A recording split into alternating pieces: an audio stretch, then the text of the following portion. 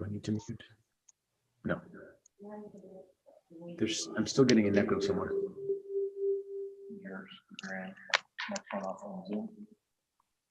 As much as it can be, yes.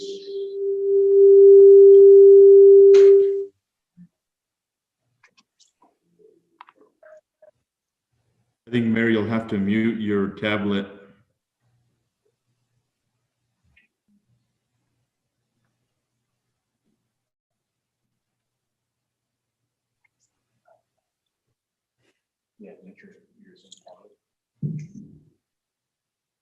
Yeah, it's always at this level.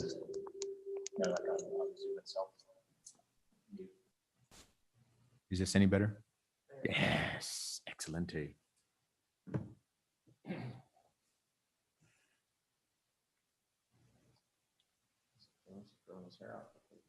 I don't get, oh, I see why that is. Okay.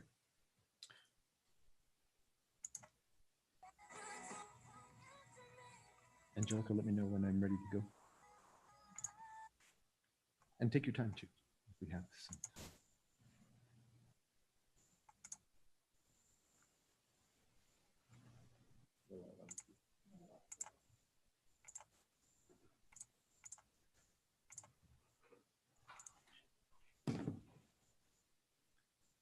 Do you see me?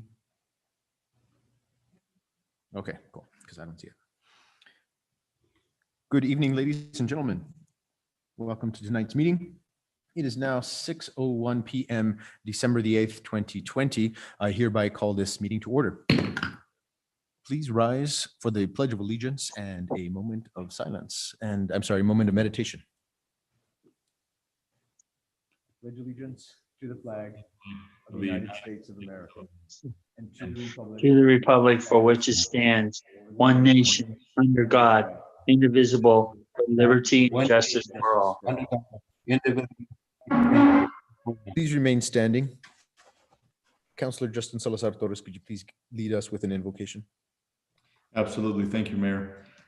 Father God, we come before you, Lord, just thank you for all your many blessings. Lord, we pray that as we enter this Christmas season and enter this meeting, that your spirit dwell upon us, more of you and less of us, Lord. And we appreciate all your blessings. Amen. Amen. Please be seated.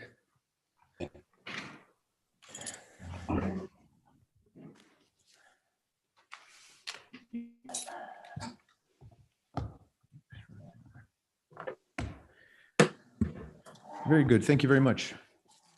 Ms. Serrano, could you please take roll? Counselor Dorothy D.D. Valdez, Present. Counselor Denise D. Benavides, Counselor John L. Ritchie, Present. Counselor Manuel J. Martinez, Present. Counselor John Ramon Vihil, Counselor Justin Salazar Torres, Present. Counselor Peggy Sue Martinez, Honored to be with you all. Mayor Pro Tem Dennis Tim Salazar, Present. Mayor Javier E. Sanchez. Present. We have a quorum. And just for the sake of curiosity, are either Councillor Benavides or John Ramon Vihil on the Zoom call? Mayor, Good evening. Yes. Mayor, this is Mayor Pro Tem Salazar. Councilor Benavides just contacted me. In fact, she's trying to get through right now, so she should be on very shortly. Thank you, Mayor Pro Tem. And I hear Councillor John Ramon Vihil. Yes, I just got on. Thank you, Mayor. Okay, thank you, sir. Appreciate it.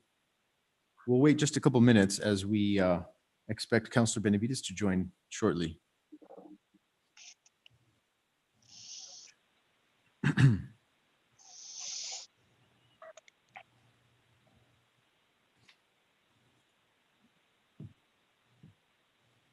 Good evening, Mayor. While we're waiting, could we honor the memory of Thomas Derek Velarde, member of this community and related to Mayor Pro Tem Dennis Tim Salazar, and also to Councilor Manny Martinez's family. Could we honor his memory with a moment of silence, please? Yes, ma'am, absolutely.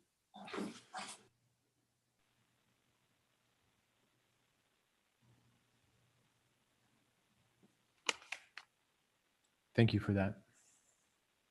Thank And you, Mayor. absolutely. And as we wait, hopefully we can maybe get through the first part of the agenda, which is the approval of the agenda. Oh, okay, wait, we have her on now, I believe. Councilor Benavides, are you able to hear me? I am, Mayor. Awesome. Thank you so much. Good to have you. Mayor. Thank you for joining Thank us. you. All Mayor. right. I'm sorry, could we also take a moment to recognize Mr. Efren Sanchez and all that he's done for the city of Espanola with the drug walk, establishing that walk, and always being so committed to doing anything that this community called on him to do. So could we also recognize him in a moment of silence, sir? Yes, ma'am.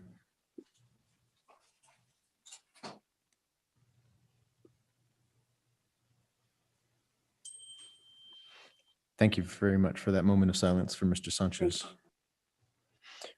Very well. We'll now move on to the approval of the agenda. Do I hear a motion? Move to moved. approve, Mayor.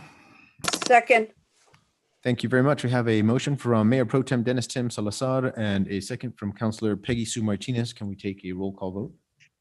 Mayor Pro Tem Dennis Tim Salazar, Yes, for the motion. Councillor Peggy Sue Martinez, in favor of the motion.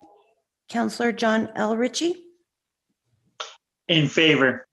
Councillor Dorothy Didi Valdez, In favor. Councillor Justin Salazar Torres, In favor. Councillor John Ramon Vihil, In favor. Councillor Manuel J. Martinez,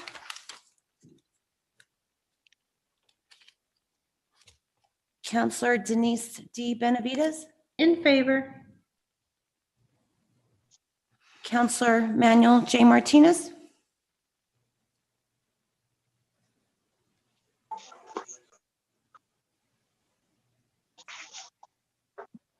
I don't see him on any longer. Okay. motion carries. Thank you very much. We'll wait in anticipation of Councilor Manny Martinez joining us once again, but we'll go ahead and move on to the consent agenda. Do I hear a motion? So moved.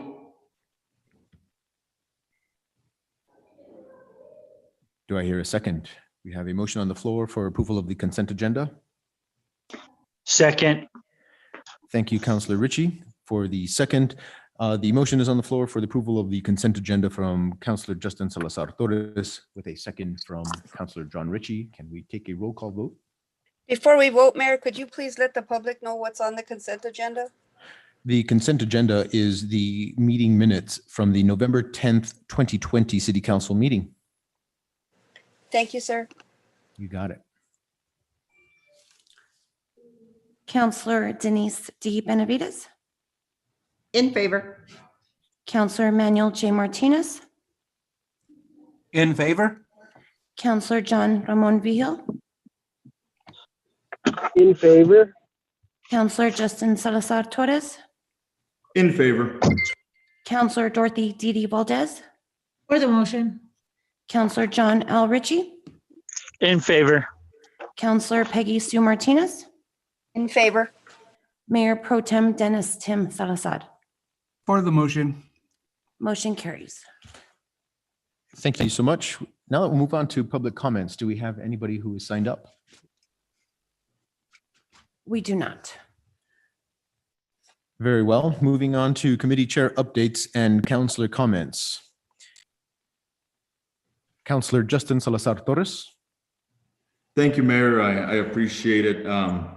First of all, I know we passed Thanksgiving, so I wanted to wish everybody a happy Thanksgiving. Give an update for public safety. We had a great public safety meeting. One of the things I do want to express to the whole governing body, as well as to our constituents that are listening and online now, is I'm very grateful for our public safety committee. They are a great group of counselors to work with. As of yet, since we've been appointed to this group for public safety, we have not had to cancel a public safety committee meeting, and for that I am grateful.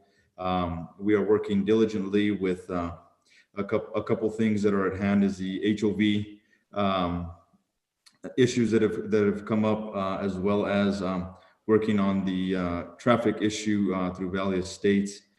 Also, I know we had a moment of silence for Mr. Efren Sanchez, but I also want to recognize another pillar in the community as well. And I'd like to call Mr. Efren Sanchez and Mr. Dennis Salazar gentle giants of the community, in the sense that they weren't tall in stature, but these gentlemen, whenever they were present, you knew they were there and you felt that they were there.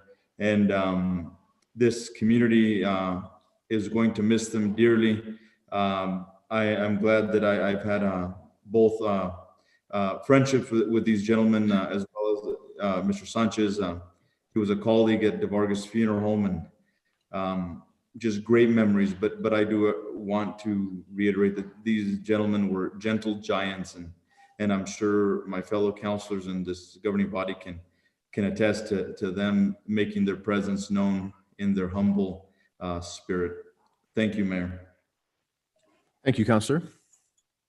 Mayor Pro Tem, Councillor Dennis Tim Salazar. Yes, thank you very much, Mayor. I would just like to follow up in reference to an email that our Public Works Director, Stephen Trujillo, sent a little bit earlier today. I think it's very important, and it's quite an honor to commend our very own City of Espanola wastewater staff. They were nominated and they will be awarded the Max N. Summerlaw Award for the New Mexico Water and Wastewater Association. They're going to be awarded on January 21st, 2021. This award is given to the system that demonstrates excellence in the operations, maintenance, management, safety, and professionalism of that system. So I just like to give a public acknowledgement, and our staff as a whole, they're doing a great job. And I'm very fortunate to be a part of the City of Espanola, and I thank all our city employees for doing a wonderful job. And there's different times, that they all shine. And again, for instance, this is just one example where they've recognized our wastewater department. Thank you, sir. Thank you, Mayor Pro Tem, and good job to them. Councillor Darth Vader Manny Martinez, go ahead. Thank you, Mayor.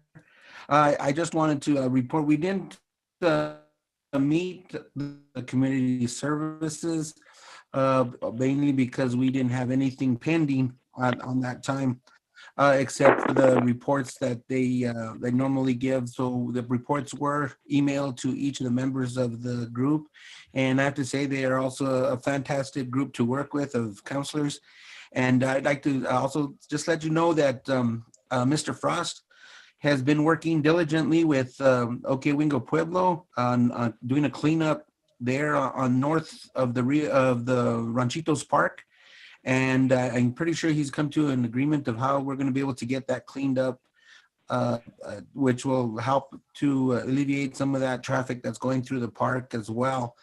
But I also wanted to just mention that a parade this year for Christmas parade, but they are requesting everybody to put up lights. So I'd like to see everyone here in town.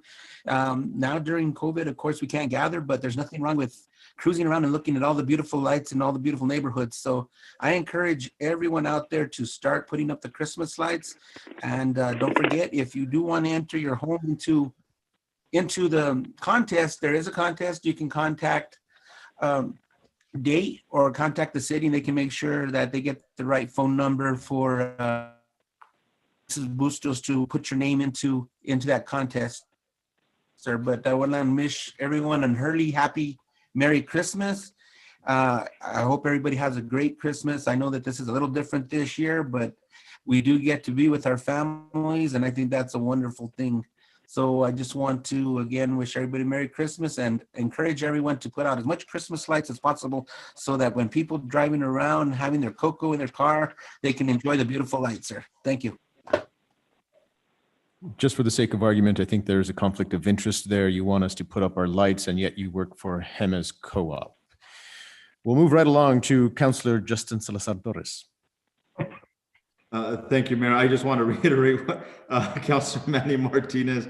I think Martinez Lane is going to have a good competition this year. I actually just drove through Chacoma Vista right now and had a few of my neighbors pop out and say to register the whole community here in Chacoma Vista for this challenge of light parades. So bring it on. Very good. Councilor Benavides, go ahead.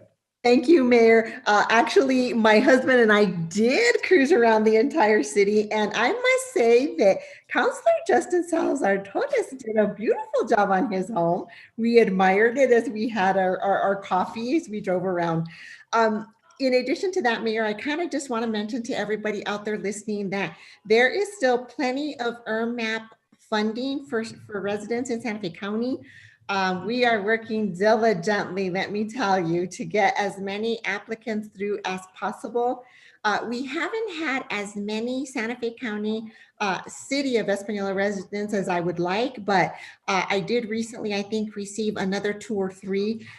We've only received a total of, I'm going to say maybe 8, at the most 10. So I want to encourage everyone out there that needs rental or mortgage assistance to please call me, submit your applications.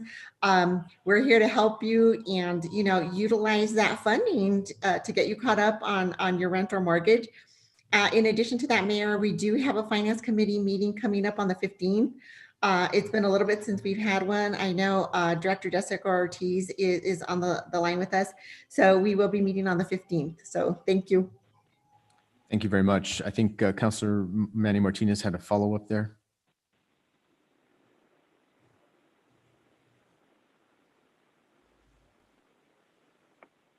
Or perhaps not. Do we have any other councilor updates? Mayor, I'd just like to wish the staff and my fellow councilors and yourself a Merry Christmas and a Happy New Year, and as well as all the constituents of the city of Espanola and the greater Espanola area. It's a different year this year. There's a lot to be thankful for in that we all are still functioning and doing our jobs, and we're grateful for everybody at the city that continues to work and be an essential worker when we need them. So we certainly appreciate them and the staff, and we wish everybody a happy holiday. Thank you, sir. Thank you, Councilor. Mayor, Councilor Ritchie. thank you. Just want to give the community an update on behalf of North Central Solid Waste. Last 2 weeks, we've hit a perfect storm. We had mechanical issues, and we were also hit with our staff with COVID. We are coming out of this. We're slowly. We're getting equipment back on the road, and also our employees are coming back to work, and so we're getting back on schedule. I just want to thank the community for their patience and understanding. We opened up the transfer station. No charge for the city residents that brought in their trash.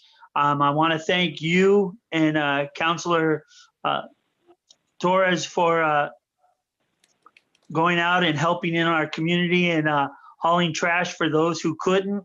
I want to thank again everyone for their patience and understanding. We're going to get through this, and we're also working on obtaining new equipment. So we hopefully will never have this issue again. Again, thank you all. And again, also want to wish everyone Merry Christmas and a Happy New Year to all our staff and fellow councilors. Thank you. Thank you, Councilor. Do we have any other updates?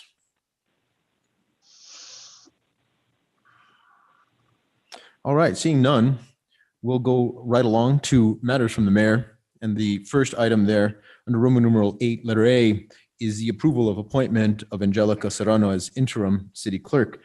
I'd like to ask the council to appoint Ms. Serrano. I have every confidence in the job that she has been doing and the job that she will do. She's been an excellent executive assistant. She's been an excellent deputy clerk. And the point to which she has really taken the job seriously and really understood the intricacies of not only the basics of IPRA and so on, but also of retaining all of our records and doing all of the things necessary, make it quite easy for me to allow her to enter into that position with ease. So at this point, I'd like to ask for approval of appointment of Angelica Serrano as interim city clerk with a motion. So moved, sir. So moved, sir. Second. All right, very good. It sounds to me like we have a pretty unanimous sounding out there of motions and seconds. So I did hear Councilor Peggy Sue Martinez, and I think I heard Mayor Pro Tem Dennis Tim Salazar in there. Is that correct? Yes, sir. Very good. So we have a motion and a second. Is there going to be any discussion or question? Under discussion, Mayor? Yes, Councilor Peggy Sue Martinez. I just want to say that, anytime that I've contacted Angelica, she's always treated me with the utmost respect. She's always returned my calls. She's always gotten back to me on situations. She's always been helpful. She's one of those people that has really, really made a difference, as we heard last week or last meeting in our Employee of the Month situation, which she got that award last time we had a meeting. I just really feel like she deserves the opportunity to be the clerk, and I'm excited for her and wish her the most success. Thank you. Thank you, Councilor. Very well. I think we're ready to take a roll call vote. Mayor Pro Tem Dennis Tim Salazar, Yes, absolutely. Councilor Peggy Sue Martinez, Yes, absolutely. Also, Councilor John Ritchie, Yes. Councilor Dorothy Didi Valdez, Absolutely. Councilor Justin Salazar Torres, Absolutely. Councilor John Ramon Vigil, For the motion. Councilor Manuel J. Martinez, Absolutely. Councilor Denise D. Benavides. Absolutely as well. Motion carries. Thank you, Council, for your support and for your outstanding support for Ms. Angelica Serrano. We do have his honor on Zoom, I believe. There he is.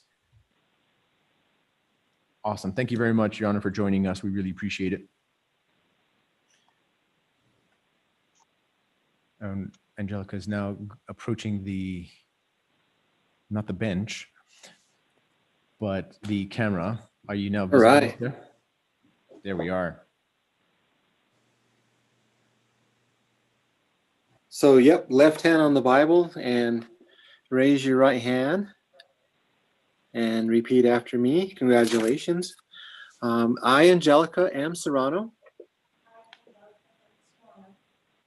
having been appointed to the office of interim municipal clerk Having been appointed to the office of interim municipal clerk in the city of Espanola, in the city of Espanola, state of New Mexico, state of New Mexico, do solemnly swear to uphold the Constitution do solemnly swear to uphold the Constitution of the United States of America, of the United States of America, the Constitution and the laws of the state of New Mexico, the Constitution and laws of the state of New Mexico, and the ordinances of the city of Espanola. and the ordinances of the city of Espanola, And I will, to the maximum of my capacity, and I will, to the maximum of my capacity, defend, support, and pledge my loyalty defend, support, and pledge my loyalty to the citizens of Espanola,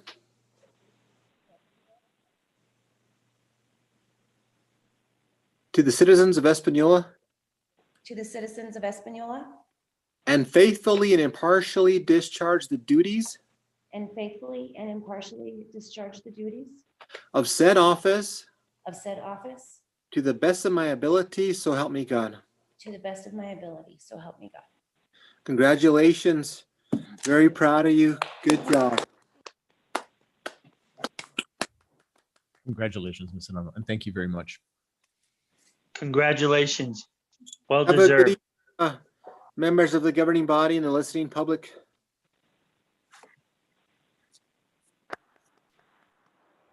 We appreciate you, Your Honor. Thank you very much for joining us tonight.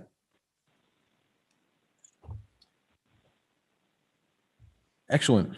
We'll now move on to the Northern New Mexico Crisis Center proclamation. This was brought to us on behalf of the Crisis Center that does such immense and vital work here in the city of Espanola. Having been on that board in the past, I recognize all of the hard work, not only that the workers and staff are doing, but also the recognition that they serve such an important and critical tool in this environment and in this community to help those who are most in need, those who often feel like they have no place to go, but most importantly, they do. And we want to recognize the Crisis Center at this moment, at this time. Whereas through our beloved community has experienced exasperating difficulties that may push some of us to our limits, we would like to commemorate those who have provided a wonderful outlet and have been a great source for those of us who have been in need of alleviation during these unfortunate times. I am, of course, referring to the Crisis Center of Northern New Mexico. And whereas the Crisis Center has been providing its services to Northern New Mexico since 1992, it has been a resource that has left a beneficial impact for families spanning across past and future generations. And whereas the Crisis Center of Northern New Mexico has stood on a foundation based on leadership, knowledge, receptiveness, honesty, and cooperation, as well as other key elements to have healthy interpersonal relationships. And whereas we pay tribute to the staff of the New Mexico Crisis Centers who devote their time, talent, and resources to the greater good, these unsung heroes make extraordinary contributions to individuals, families, neighborhoods, communities, and our valley. And whereas if you are a loved one or a victim of domestic violence or living within a violent environment, please know that you have a community that is willing to listen to you and is ready to take the necessary action to provide you safety and peace of mind. Now, therefore, I, Javier D. Sanchez, Mayor of the City of Espanola, New Mexico, along with the City Council, do hereby proclaim this 8th day of December 2020 as Crisis Center of Northern New Mexico Appreciation Day. We have so much to be grateful for. Councilor Peggy Sue Martinez, I think, said it well when we recognize that this season is different, but that truly gives us an opportunity to recognize what's important in our lives. We certainly know that COVID has pushed many families to the brink, and we want them to know that this Crisis Center is here at this time of need. So thank you very much for that and your ability to recognize how important that is to our community. We'll now move on to matters from the city manager. We have department reports. Mr. Javier Martinez. Good evening, Honorable Mayor, members of the governing body. Can everybody hear me okay? Yes. Great. First of all, I just want to start and congratulate Angelica Serrano for the appointment of interim deputy clerk or for city clerk. I just want to let her know that she has my full support along with any of the city staff. We give her 100% of our support to make sure that she succeeds in this position. With that said, I did mail out an updated department report to all members of the governing body on Friday with a little bit more detail. I'm just gonna go over a few highlighted items in regards to my report.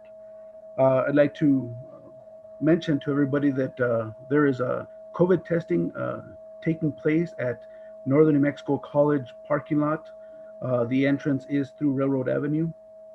They are doing testing there from 10 a.m. to 2 p.m. 7 days a week. The city is providing staff to help out this effort 5 days a week. It is an oral test, so it's just a swab in the mouth. They recommend that if you go in, not to eat anything 30 minutes prior to taking the test. I believe there was an email sent out last week to be able to log on and register for that. If you like, I will send that email again and to notify everybody on how to go ahead and register to be able to get tested. I want to echo a little bit with Councilor John Ritchie in regards to North Central Solid Waste. I've been in communication with North Central Solid Waste manager, Mr. Peter Fuller. offering our assistance and services in their time of need. I understand that they were low on staffing because of COVID-19, which we, the city, are very familiar with, and with equipment. I have coordinated with Mr. Fuller to provide him and the department with assistance as needed with equipment and some personnel. If they come into a situation where they are shorthanded, they just have to call and coordinate with us. We will more than be happy to oblige and assist North Central in those efforts. Another thing I want to touch about and echo also with Mayor Pro Tem Dennis Tim Salazar in regards to the award for our wastewater department. I know it was not an easy task. There was a lot of moving parts in order for that facility to maintain the great services they provide. I know that we were deemed on the state's watch list because of COVID activity.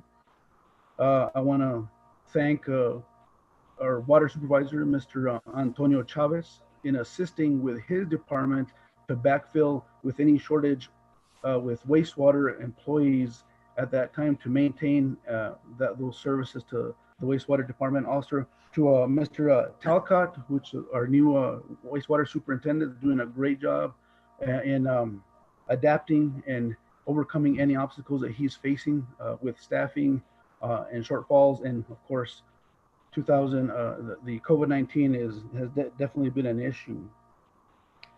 Another item that I like to bring about is also echo with Councilor Manny Martinez in regards to community services. Mr. Scott Frost is also the one that's spearheading and the main point of contact with the testing at the college. So if there's any questions in regards to testing hours of any sort, please contact Mr. Frost. He is the point of contact for the city in regards to that. And also his efforts with the cleanup of the property north of Ranchitos Park in collaborating with Okewingit to give us permission to access that area. I know that it's not a very easy task to go on there and clean up this area because of what's going on there, but Mr. Frost is communicating with the Pathway Shelter to see about the displacement of these individuals that are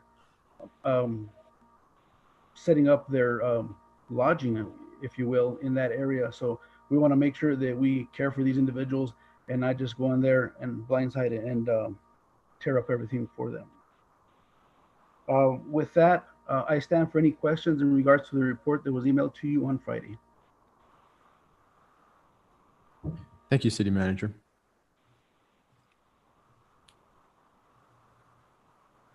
Mayor. Is it Councilor Peggy Sue Martinez? Thank you. Can you hear me? Yes, we got rid of that echo. Very good. Thank you. Thank you. First of all, I just want to thank the city manager, Mr. Martinez, for the job of thanking everybody else, because really it's a team effort and there's a lot of different wheels turning at the city to keep things going. So we certainly appreciate that. I'm curious about the federal money and the CARES Act and what the status of that is. Could we have an update and the public also have an update on what's going on with that, Mr. Martinez? Yes, ma'am. For those questions, I will refer to our Planning and Land Use Director, Mr. Richard Hubler, and our Grants Manager, Ms. Diana Hawkes, to give a little bit more details in regards to those issues. Thank you, Mr. City Manager. So in relation to the business continuity grants that the Planning and Land Use Office was administering in cooperation with the Rio Arriba County, we had approximately 116 businesses that applied by the end of October. We've processed that paperwork and collected the necessary receipts and documentation from those businesses and are now working on processing payments. The first round was submitted to the finance office today. We've got another round that'll go in later tonight and then a third one tomorrow.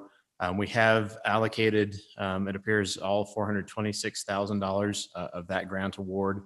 So that program was super successful. We were able to give just about everybody what they were asking for. So we're very excited about that.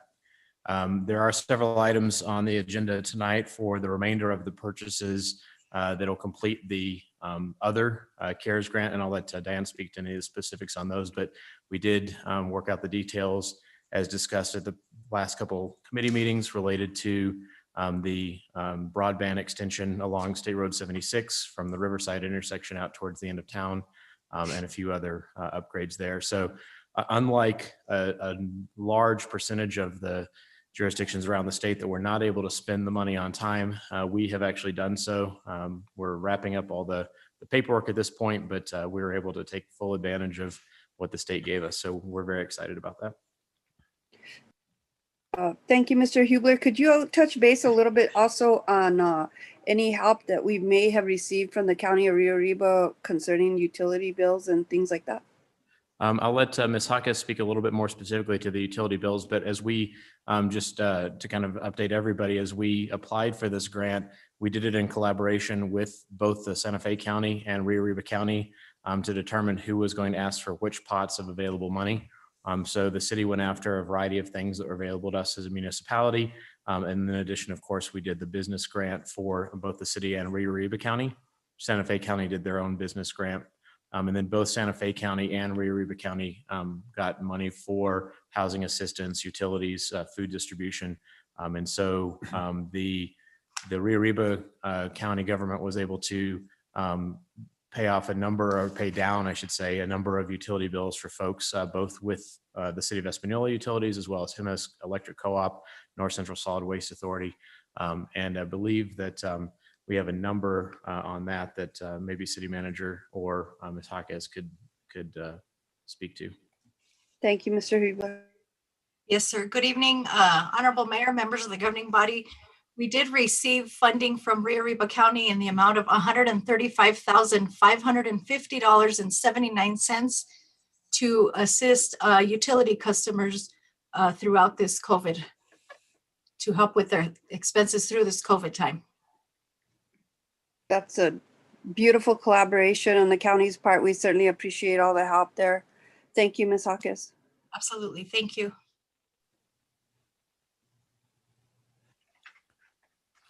Thank you, Councilor. CM, go right ahead. Yes, Honorable Mayor. So I was just standing for any other questions in regards to the report. Lastly, if there are no other questions, I'd just like to thank everybody. I know that this is our final full council meeting for the year 2020, which I personally am glad it's almost over. It's been a rough one. 2020 has brought its many challenges to the city and to our staff.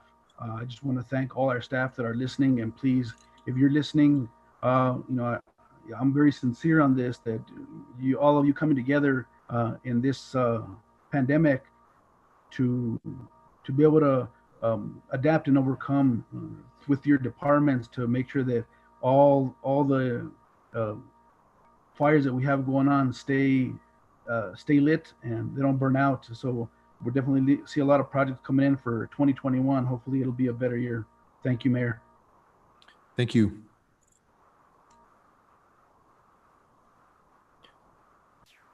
CM, we'll also go on to the second part of your presentation today. Yes, sir. So before you on the agenda, we as a city and myself would like to recognize the Employee of the Month, our grants manager, Diane Hawkes, for giving her an award for her hard work and dedication to the city, to the citizens and the staff of the City of Espanola. And I'll go into a little bit of detail in regards to what I mean by that. We always recognize our staff that go above and beyond their call of duty, if you will. Ms. Hawkes, the month of November was very rough for us in the city in regards to COVID and the pandemic. We, as you know, had quite a few positives within several of our departments, to include City Hall. We were definitely affected by that. Ms. Hawkes came to the challenge and assisted with several departments that were shorthanded at the time to make sure that our customers and our staff never went without. Covering for utilities, customer service at the drop of a hat, covering for her finance department and other departments, and for payroll. And not only that, is juggling all these requests with COVID, with the CARES Act funding, make sure that we were able to get all this money spent that we were awarded.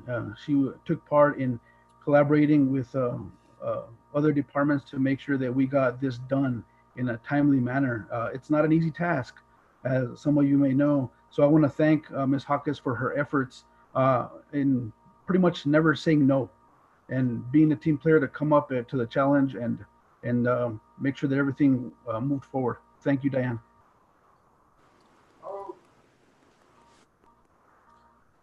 We certainly want to congratulate Ms. Hawkins. So please, now's your chance. Come out rolling and let us know what you're thinking. Mayor, I'd like to just say a few words about Diane. Sure. Let's let her speak first, and then we'll go ahead and give her all the accolades. Oh, Go sure. ahead, Diane. Ms. Hawkins. No worries. Thank you, Mayor. I'm very thankful. I'm very grateful. More than anything, I'm very humbled. I'm just always happy to help. That's just what I do. That's me. Thank you. Thank you, everyone. I appreciate it. You I got think it. we make an excellent team, all of us. All right. We'll go back to Councilor Peggy Sue Martinez and then Councilor Denise Benavides. Councilor Peggy Sue Martinez, go ahead. She took the words right out of my mouth, because she is always a go-to person, and I know that she knows a little bit about every single thing that's happening at the city, from water to the other side of finance to whatever else is happening. And if I need something and somebody's out, she's always willing to help me out. So I certainly appreciate the information that she always shares whenever I have a question about something on an agenda. She's usually the first person I reach out to on Monday or Tuesday morning, and I certainly appreciate her taking my calls and filling me in whenever I have the need to get filled in on an issue. I just appreciate your kindness and your professionalism, and we're lucky to have you. Thanks, Dan. Thank you. Thank you. I appreciate that. Thanks, Councilor. Councilor Benavides. Thank you, Mayor. Can you hear me? Yes, go ahead. Okay, good. I just saw that I was on mute. So, I can't say enough about Diana. Diana is just that type of person that has taken it upon herself to learn as much as she possibly could learn. When it comes to grants, she has just stepped it up 110%. In addition to that, you talk about leadership, and going forward, you're going to see Diana's name, because, talk about integrity. You talk about motivation, and you talk about teamwork, and that's Diana. I've never seen such improvement in an employee as much as I have in her. So, Miss Diana, thank you so much for your hard work, and congratulations to you. So deserved. Thank you so much. Thank you, Counselor. I appreciate it. All right. Excellent. Thank you very much. And again, congratulations, Ms. Hawkins. I think goes without saying the contributions that you're making to the city. And I'm going to put it in this way. They're just starting, and as much as it's been, I'm really excited for what comes next. So thank you very much. Thank you, Mayor. CM, if you would indulge, we wanted to give a quick update, continuing with CARES Act money, but or at least in the same direction. City and Plan and Land Use Director, Mr. Hubler, wanted to discuss a little bit about the state's grant opportunities that are currently going on. So if you wouldn't mind, we'll give Mr. Hubler the microphone. Absolutely, sir. So I just wanted to advertise, as many folks may have heard, we're trying to get the word out fast and wide. There is currently an opening available for any small business in the state of New Mexico. That includes for-profit businesses, nonprofit businesses, anybody with 100 employees or less, to receive up to $50,000 direct from the New Mexico Finance Department. The grant is based on the number of employees you have. So the more employees, the more money you get effectively. It's available to anybody, regardless of if you've gotten a PPP or an EID or even City Cares money. you basically just apply through the New Mexico Finance website. So that's nmfinance.com. And it's a very fast application process. They opened yesterday at noon. The first round, about $40 million, I think, is going to be determined starting tomorrow at noon. Then they have another one Friday at noon, and then it closes out on the 18th at noon. So they take applications. They encourage you to apply earlier rather than later because they're going to give the money out until it's gone. They are reserving, some chunks of money for each of those sections, and they'll roll over anybody that did not get awarded the first round into the second round and into the third round, et cetera. So go to the New Mexico Finance website to apply. It's a fast online application. You have to have your documents ready, but they've got all the information there as what you need to submit.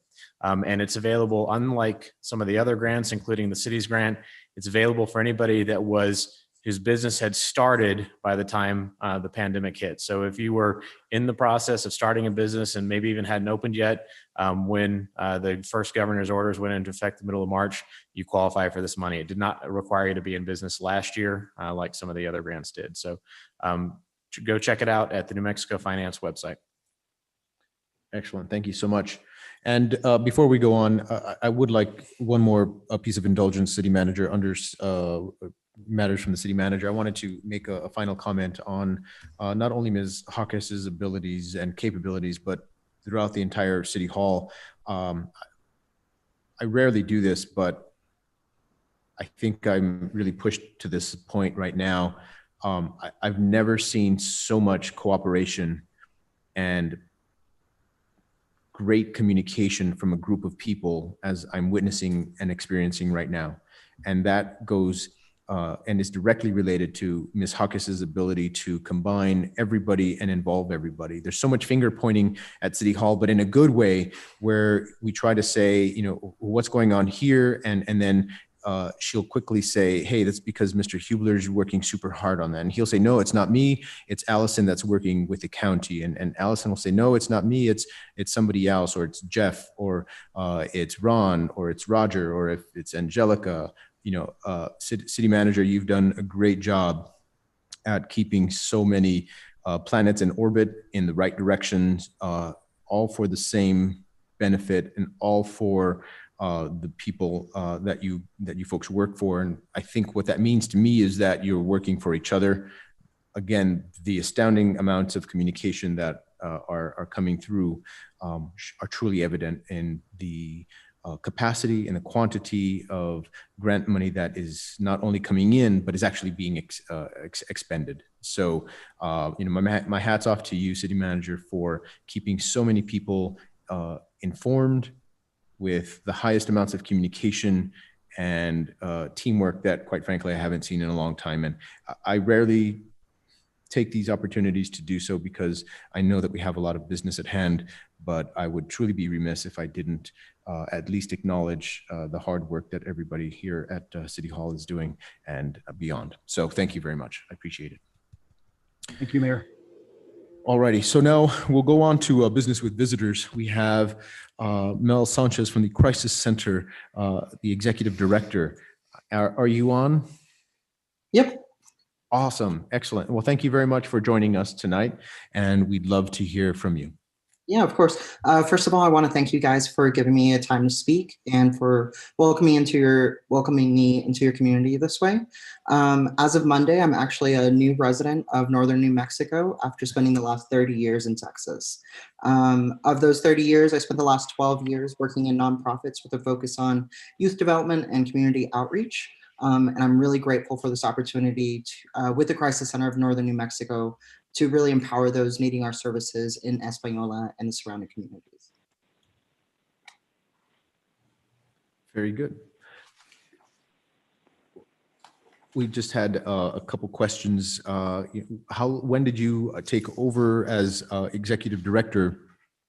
And what are some of the challenges that you think we face specifically in our community? And I know that's a lob question, but I think it's one worth asking.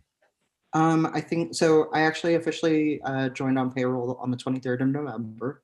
And so it's been slow moving just to get me here, just by my own accord, trying to find a place. But There are a couple of different areas that we want to target, not only, of course, providing our great services and expanding on our programs, but also really creating a real presence within the community and letting people know that we are a resource for them to be able to reach out to and engage with. Unfortunately, I think maybe our presence isn't as well known as it could be, but in not only creating that presence, but also really developing stronger programs, expanding to not only serve the victims, but also trying to break that cycle of domestic violence and in our offenders, and maybe working a little bit more with the court system and trying to make sure that we're really trying to fix the whole foundation of that family unit. Of course, there's always a list of different things that we can work on in social services, but that is one of our main objectives looking into the next year. Well, we thank you very much for not only joining us here tonight, but taking on the expansive role that you do in a very challenging time, much less a challenging community. Do any of the counselors have any questions?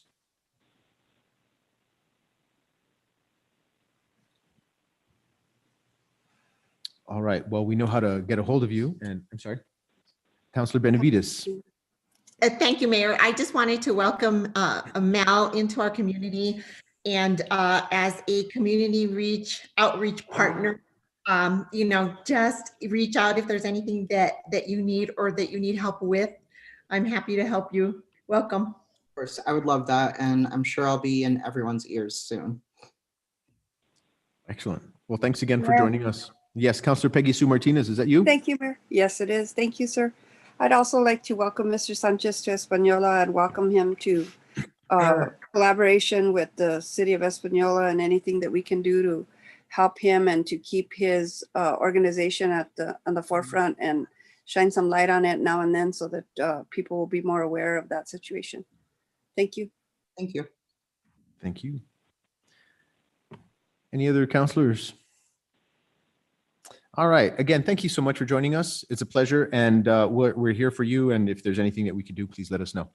Of course. Thank you. Okay.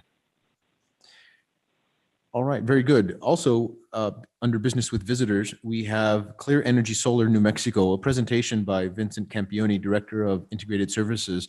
I hope that I pronounced that correctly. Why don't we go ahead and proceed? Are we on? Yes, thank you, Mayor, and thank you, esteemed public servants. I do appreciate the time today. Is there any chance that I'd be able to share my screen so that I could share a few visual aids, because this is a little technical that we're going to be talking about today? Of course. Thank you very much for putting that on screen. Go ahead. Okay, the host has to give me permission. We're working on that as we speak. Thank you, trying to buy a little bit of time there. All right. Well, I'll fill the air until you're ready. I just wanted to start off by explaining what we'll be talking about today and what the deliverables that we'd be asking.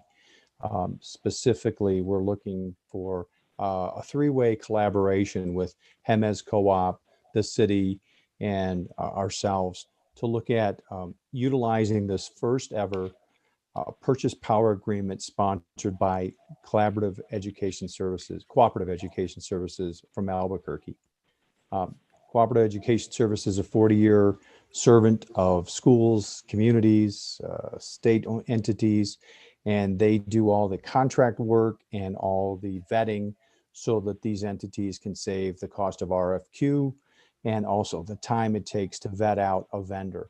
It took us about 9 months of rigorous scrutiny, and we had to be able to demonstrate the ability to fund $100 million in projects at any time, because once this gets going and people start to see it, they don't want to preclude people from taking advantage of this. And you should be able to share now. Give it a shot if you would. Okay. Can you see my screen? Yes, go right ahead. Excellent. So I'm going to assume that not everybody on this call knows about CES. We've given just a little background about that. Why is this a first ever event? In Mexico law, New Mexico law on contracts, there's usually a 3-year limitation. And these programs are 25-year programs. What they do in essence is provide you a fixed rate for your electrical service via solar energy for 25 years, no rate increases. The company started off really in the real estate development sector, and our clients were asking for tax incentives. And when the federal tax incentives came out, we looked about and said, well, many of the state, municipal, education, and nonprofit organizations across this country can't use those resources. And it leaves substantial, in this case this year, 26% discounts to the cost of clean energy. So we started off strictly as a funder of projects. We bring the money, we own the assets. And we thought that that would be a relatively easy process. But what we found out is when we did the Otero County Jail Detention Center, and you can see the aerial view of the 1.28 megawatt facility, they were trying to get this funded for almost 3 years when we got involved. It took us almost 2.5 years to get it done. And we said to ourselves, if just bringing the money is going to take this long, we will die the death of 1,000 deaths if we don't change our business model. So what we said was, okay, what if we did this? First question people ask is, well, where's this money coming from? This sounds too good to be true. In the case of Otero County, the investor put up $1.2 million and in the first year got a $1.3 million tax credit. Not a deduction, a straight out credit. So if you're a large real estate holder in New York City, let's say you own a skyscraper, your tax bills are huge and these kinds of savings are hard to come by. So we have a large pool of money available to do these type of investments. What we found was that just bringing the money, as much as we thought that would solve the problems, really didn't help the clients as much as we thought. Many clients are overwhelmed with the desire to go green, but when it comes to managing the process and working with the utility companies, doing the engineering, the procurement, the contracting, it makes it so hard for them that they never get there. So we've taken these 5 core services. We bring all the funding. There's no debt, no investment whatsoever on the city's part.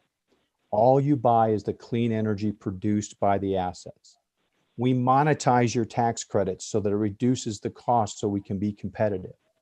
We work collaboratively with the utilities, meaning we don't see solar as some arrogant newcomer that's going to displace the grid. That's foolishness.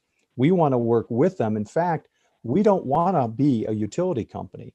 And after the 7-year limitation that the IRS places on our investors to own these assets, if the utility companies were interested, or the city via grants or whatever, we would offer them the purchase of these assets with anywhere from a 30 to 40% discount, depending on what year they decided doing it. And we'd have a schedule spelled out in advance. We take away all the risk of engineering and procurement, because if we say it's going to produce 100 kilowatts and it only produces 60, you lose nothing. You have no money invested. All that happens is that our return is less. So there's no risk of productivity. And of course, on the state compliance piece, we've gone to the State Board of Contracts. We've had this contract reviewed by CES, and it's met all criteria and exceeded the expectations. The last fear, and all you need to do is drive around New Mexico and look at all the dead solar systems sitting on top of houses, is life of project management. Once they finally get the product in place, many people worry about, well, what happens 10 years or 15 years from now when the parts start to wear out? We put that into the package. We maintenance the operation throughout the life of the product. Think about it. If the system is not producing to full capacity, we're losing revenue, because all you're going to do is see less savings. So we are highly motivated to keep the system fully maintained and operational for all 25 years. That's a mouthful to begin with. Does anybody have any immediate questions that pop to mind that they'd like to ask? Great. So what is the process? I just found this recently because in talking with the utility folks, we're working with Rio Arriba County, and we had the good fortune of actually having the opportunity while we were at your restaurant, Mayor, to meet the chairman, the president of the board at HEMIS. And we bounced some of these ideas off of him, and he said, conceptually, it sounds great. Let's go ahead and go further in conversation. So we're asking the city to facilitate that meeting. When we did some research, one of the things that came up was, well, what is the rate of increase? And I found this graph to be quite interesting, that New Mexico in the last year had experienced a significant increase in utility costs. Okay, screen, there we go. So let's start off by looking at, this is a bill that we got from the city. And what we do is we look at your current costs and we build a cost benefit analysis. Because our investors are looking for tax credits, that's all well and good. But they're also looking to be social correct investors because they're high profile investors. So if we can't show savings, they will not fund the project. Now, when you look at a utility bill, it's very hard to understand, and there's many different costs, as you can see here. So what we try to do is say, okay, just as a baseline, if we looked at the Lucero Center here and said they paid this much for the month and they used this much electricity, that's simple math, which is not correct. We know it's not perfect, but this is the real true cost of that electricity. It's 13.79 cents per kilowatt hour, including demand charges, which are based on fluctuating usage, and a basic rate. What we'd like to do is talk with the utility company on behalf of the city and looking at these projects and say, is there a way for us to more productively deal with spikes in demand? Ideally, using distributed solar assets that are placed near the end users with battery backup where it's appropriate, so that we can help them manage demand and not have to pay the cost that they have to pay as well. And only by working together would we be able to come to this compromise. So what we've done is we took the information that we were given and we looked at the water treatment facilities as a good example. They're large users. And we said, well, what if we could take and bring this solution and offset some of that demand, and using that assumption that we'd offset $7,000 a year of demand, we were able to show a $458,000 savings over the life of the project. Now, this is based on only a 2% appreciation in utility costs. If you go back over the last 25 years, the national average is north of 3.8%. And in some instances, it's much higher. So these numbers are extremely conservative and most probably will be outperformed by the actual process, because over the course of the 25 years, we can also add additional assets as time goes on, as the savings increase, like more battery backup or better utilization of software to move between panels and backup. So the premise is this: the savings are there. The trick is working with the co-op so that they don't get hurt, that they are able to meet peak demand, and at the same token, help facilitate the move to clean energy. And these are our requests. One of the things we also do is we actually engineer the project. So this is an example of a middle school in Santa Rosa, which is currently part of the program that we're going forward with. And we engineered the system. We showed it where it would fit on the roof, and the installation of that process would be our responsibility. This is the award letter from CES, letting you know that you're compliant with all state contracts. So for the first 90 days of Q1 of 2021, what we'd like to do is, we've already gotten some data. We need to work with the co-op to get more data. We'd like to monitor a couple of key sites to verify the demand cost savings so that we can deliver the savings to the city for the next 25 years, while at the same time showing a path to purchase for the co-op. After year 7, anytime, if they want that asset, they could buy it. When we place assets in the field, and let's say we put a 0.5 megawatt by the power plant, and the co-op says, geez, you know, right now there's a lot of growth and activity. We could use some more power right there, or maybe on the fringe out the end of the thing. If they just build large arrays, they still have to move them across the grid, and the grid costs are expensive to upgrade. But if working in collaboration, we could put resources near demand and make it more flexible, more nimble, the grid will be more resilient, it'll be more cost effective, and we can avoid these demand costs as we go forward and lower the true cost of energy for the city. In essence, that's what we'd like to do, and we're asking your help to start the dialogue to make it a reality. Any questions? All right. Well, thank you very much for the presentation. Do any of the counselors out there have any questions or comments to make? I do, Vincent. My name's John Ramon V. Counselor, go ahead. Okay, thank you. For full disclosure, I'm also on the board of trustees for Jemez Mountains Electric Cooperative. I'm primarily the Espanola representative.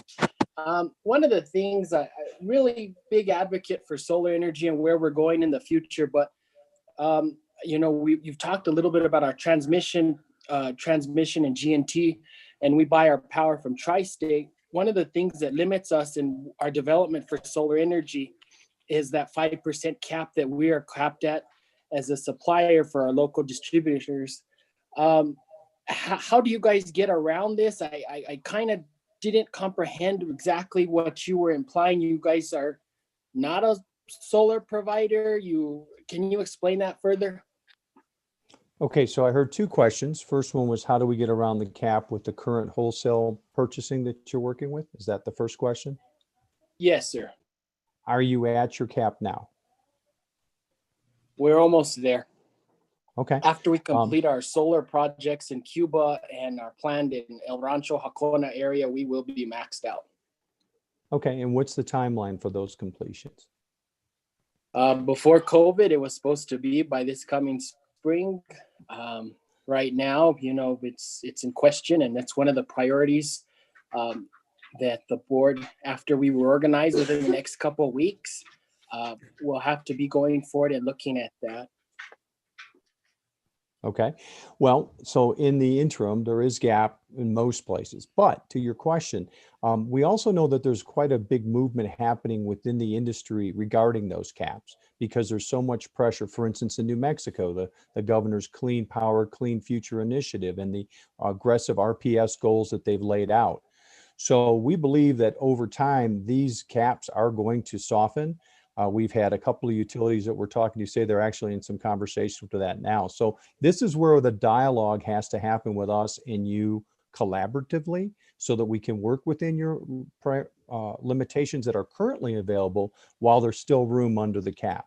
And we believe that with the level of involvement that we could foster by doing this, that those issues will be addressed because of the political mandate that we are seeing, especially if the Biden administration is successful with their green initiatives, that those types of limitations are going to come under a lot of scrutiny and a lot of pressure to change.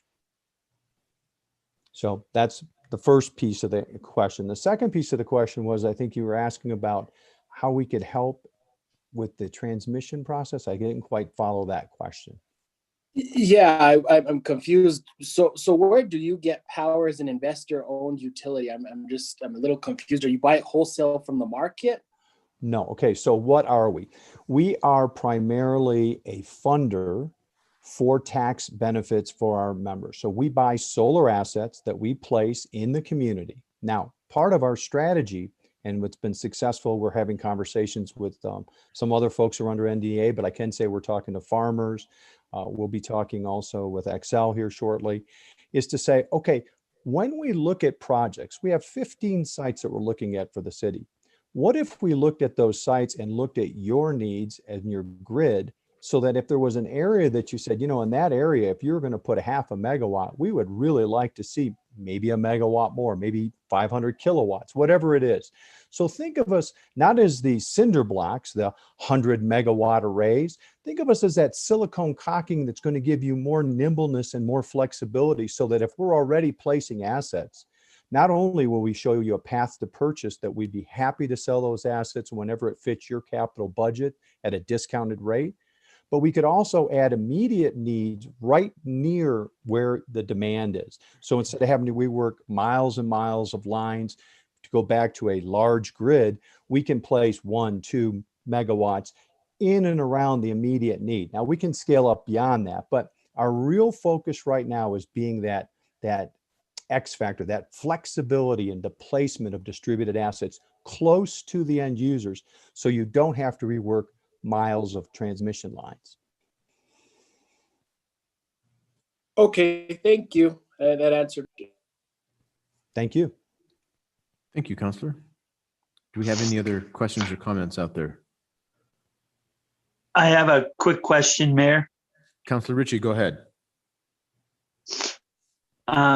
Thank you for your presentation. Question I have, so your presentation was basically asking if the city would also be interested in going solar, and you would provide basically all the equipment and setup, and we have no out of pocket, and we would get a reduction in our energy costs. Is that? Yes, sir, that's correct.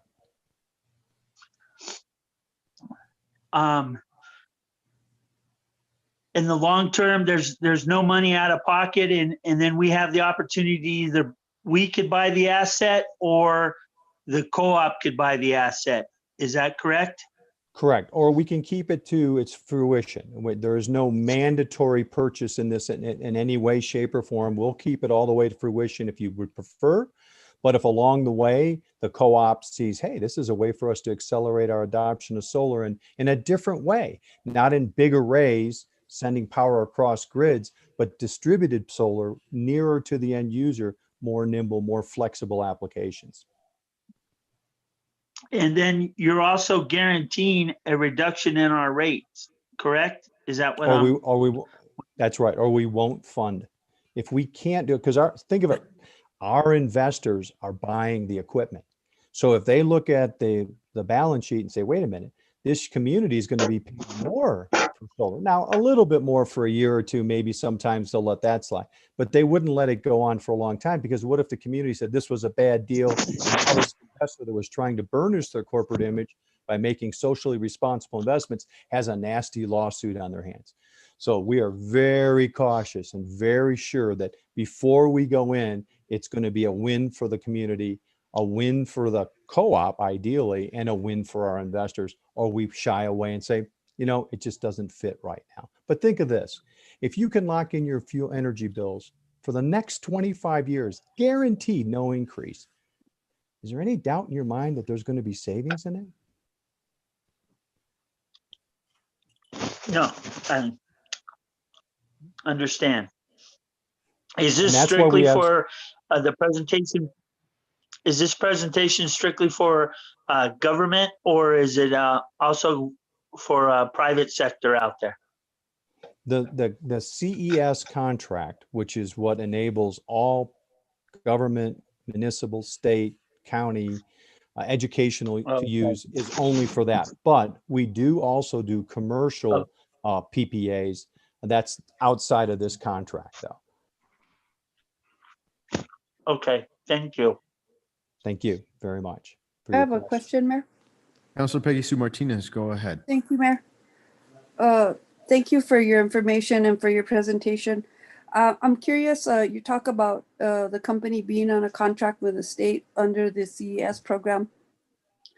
Are there other companies that provide the same type of situation on the CES? No, ma'am. To my knowledge, there was 2 awarded, but we are the ones that actually facilitated it. I do not know of anybody else doing this at this time that is active with it. We are very engaged with CES. In fact, I'll be happy to facilitate a meeting with your local representative to kind of validate things. I did provide a letter of endorsement from CES about this. Mhm. And we fostered the idea, and we're putting the Mhm. energy to make it a reality. Okay, thank you so much. I appreciate your information. Thank you, ma'am. One last question, Mayor. Yes, Councilor John Ramon Vigil, go ahead. Do you have a rough facility charge, what it costs the consumer to produce the power? Well, the stated rate on the contract is 7.9 cents. That's the CES stated rate. Now, we can go below that. In the case of a water treatment facility we're working on right now, because of the size of it and the fact that it was a water treatment facility and there was some special funding, we actually went below that number. If we were to work with a co-op, we would probably be below that number somewhat, depending on size, you know, so that if the economics are there, we're willing to do it. But the general base rate, photovoltaic on the roof, 7.9 cents. Thank you. Thank you. Appreciate the questions. All right, very well. Do I need to give back am I the host currently? Do I need to give back rights? Because if I drop off, I don't want to end your call. Let's Is see. it, how did they share? Usually they make me the presenter, and if that's the case, I have to give it back to somebody. I think you're good, we're good. We've got control on this side. Is that right? Yes, very much so. All right, very Well, good. thank you Thank you kindly, again. and I look forward to Appreciate you. communication in the future. Absolutely. We thank you for joining us tonight. Thank you. Have a good All night. right, very good. That concludes our business with visitors. And just a quick reminder before we move on to items proposed for council consideration, discussion items and action items. I just wanted to ask everybody to keep in their prayers tonight. Officer James Hott, he is an officer who was dutifully working just the other night on Friday, and he was parked facing westbound by the Espanola Valley High School when at 8:45 p.m. a drunk driver came from the east and struck him head on. So basically he was just trying to keep an eye on traffic. Unfortunately, this truck hit him at a great rate of speed, causing a tremendous amount of damage, not only to the vehicle, but to him physically. He will have another second or third surgery by the end of this week. He'll be out for quite some time, maybe a couple weeks, maybe a little bit longer. We're hoping that God in our prayers will make him better. He's at home with his wife and his 2-year-old twin sons. So just please keep him in your prayers and in your thoughts. And we want to make sure that our police and fire and all of those who are out there doing the things that we're asking them to do are safe. And we also ask the community to keep them safe as well. So we'll now move on to Roman numeral 11, letter G. We have an approval of a lease agreement with the City of Espanola and the Crisis Center of Northern New Mexico. We have a presentation from the city manager, Mr. Javier Martinez. Go ahead. Good evening, Honorable Mayor, members of the governing body. Before you, you see an extended lease agreement with the Espanola Crisis Center. I know that there was an issue that the lease expired, and we were trying to get this renewed as soon as possible because I believe it was affecting their ability to generate more funding to maintain this this program open. So I stand to any questions in regards to this lease. Approved, sir. Was that Councilor Justin Salazar Torres? Yes, sir. Second. Very good. We have a motion from Councilor Justin Salazar Torres to approve the lease with the Crisis Center, and a second from Councilor Peggy Sue Martinez. For the sake of discussion, do we have any councilors? Under discussion? Yes, Councilor Peggy Sue Martinez. Thank you, Mayor. CM, anything change on this lease from the previous years that we've leased this building to the Crisis Center? Honorable Mayor, members of the governing body, Councilor Peggy Sue Martinez, I believe that everything stayed the same with the exact same amount per month payment. It is for 3 years, and it's written, I believe, optional to extend, I believe, 180 days prior to the expiration to continue. Any other questions? I believe that our city attorney, Jonas Nahum, is also available to discuss any further details on this lease. No, you answered my question. I just, on a sidebar note, asking Councilor Denise Benavides if this is one of the organizations that would qualify for any of the Santa Fe County funding, being that they are in Santa Fe County. Yes, it is. And we are still taking in applications and working diligently to get through those applications. So there is still time to fill out and send through an application. So I would highly encourage that because, you know, we want to utilize as much of that funding as possible. So definitely there is.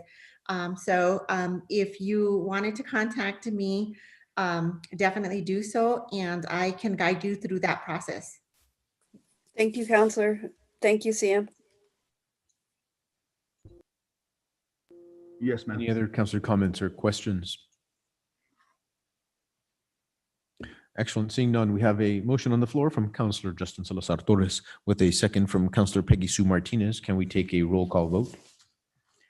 Mayor Pro Tem Dennis Tim Salazar, For the motion. Councilor Peggy Sue Martinez, In favor of the motion. Councilor John L. Ritchie, In favor. Councilor Dorothy Didi Valdez, For the motion. Counselor Justin Salazar Torres, For the motion. Counselor John Ramon Vihil, For the motion. Counselor Emmanuel J. Martinez, In favor? Counselor Denise D. Benavides. In favor. Motion carries. Excellent. Thank you very much. Now we'll go on to Resolution 2020-40, a resolution to participate in LED lighting project with New Mexico Department of Transportation utilizing capital outlay funds. We have a presentation by Grants Manager, Ms. Diane Hawkes. Good evening, Honorable Mayor, members of the governing body.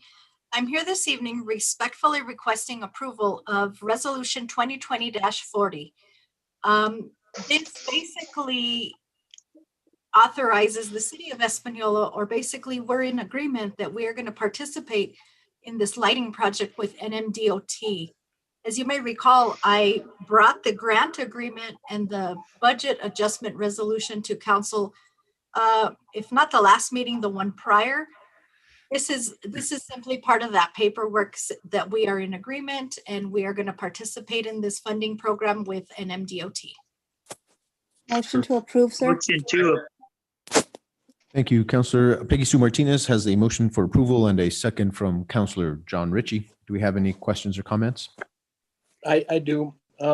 Mayor, Who's that? Counselor John Counselor Ramon John Vihil? Go ahead. what areas are identified for the lighting? Is it Riverside Drive or Railroad Avenue at all? It is Riverside Drive at this point, and they are looking at other areas of the city. Thank you, Counselor. Under discussion, Mayor? Yes, Counselor Peggy Sue Martinez.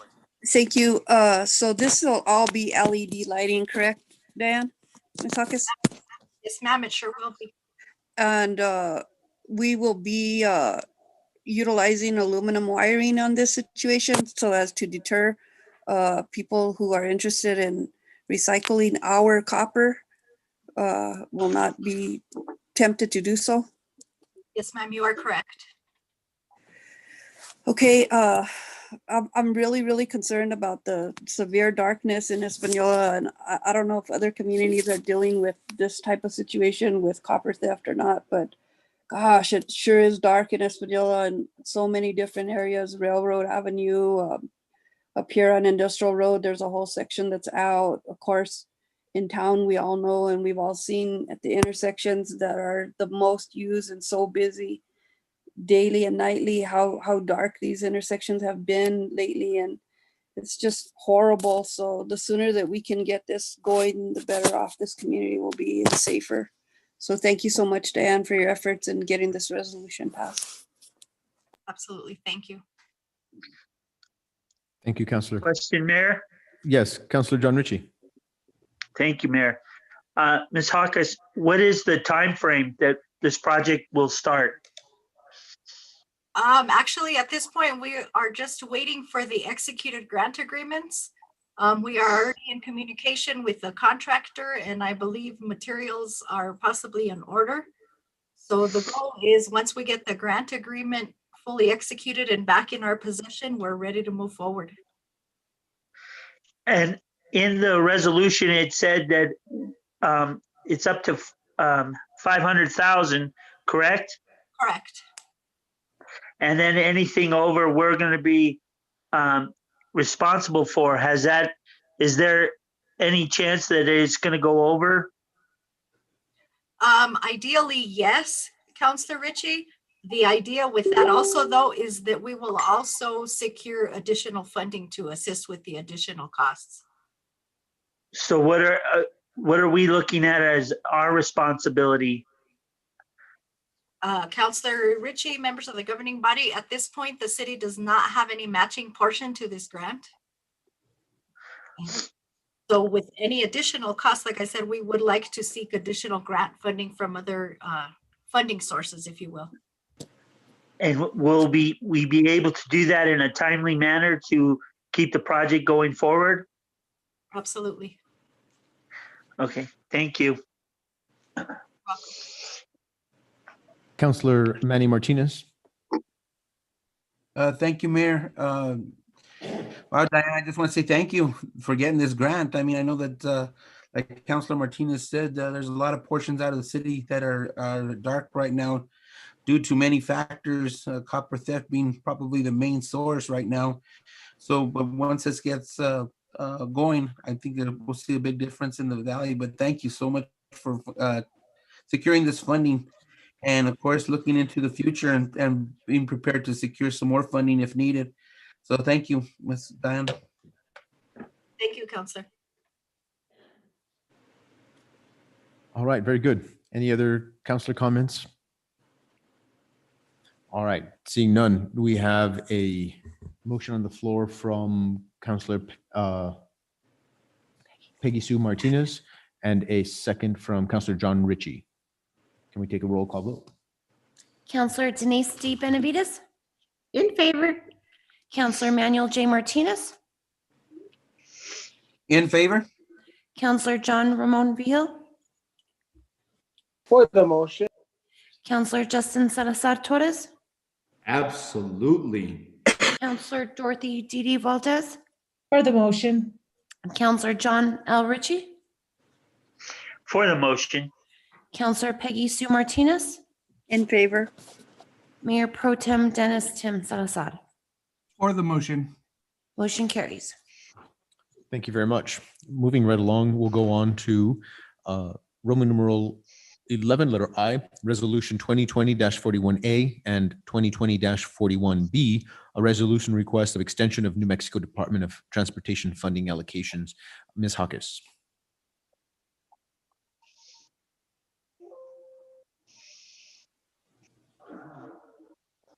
Sorry. Hawkes. Muted. Honorable Mayor, members of the governing body, I'm respectfully requesting approval of Resolution 2020-41A and 41B. These two resolutions are associated with prior year NMDOT awards. We're currently utilizing those grant awards to do our Calle Redonda project. However, our contractors did experience delays due to weather and other COVID-19 issues as well. So they requested an extension. So both of these resolutions are essentially extensions so that we can secure our grant funding. Move to approve, sir. Second. Thank you very much. We have a motion from Councillor Peggy Sue Martinez and a second from Mayor Pro Tem Dennis Tim Salazar for comment or discussion. Under comment and discussion, just one comment. Thank you, Ms. Hawkes, for staying on top of these grants. It's so important that we secure the funding in the first place and then make sure that we finish the projects. So I'm definitely looking forward to that Calle Redondo being improved next summer. Thank you. Thank you, Counselor. Any other comments or questions? Seeing none, we'll take a roll call vote, please. Councillor Peggy Sue Martinez, In favor. Councillor John L. Ritchie, I'm in favor, if you hear me. Gotcha. Councillor Dorothy Didi Valdez, For the motion? Councillor Justin Salazar Torres, In favor. Councillor John Ramon Vihil, For the motion.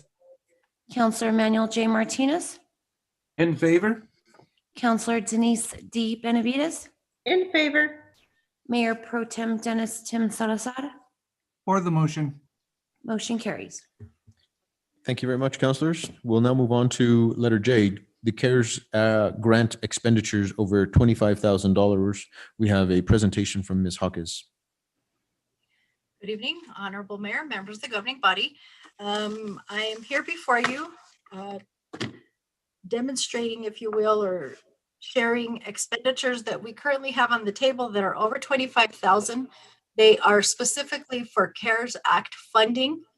The first one is the requisition for Holman's in the amount of $63,240.96.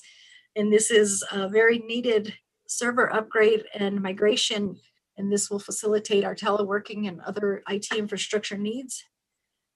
We have ReadyNet in the amount of $30,790.10 for connection of the La Jolla Fire Station to internet fiber optics for increased communication. and an additional 220,000 to ReadyNet for expansion of broadband infrastructure along State Road 76. Motion to approve, sir. Second. Thank you. We have a motion for approval from Councillor Justin Salazar Torres with a second from Councillor Peggy Sue Martinez. Do we have any councillor comments or discussion or questions?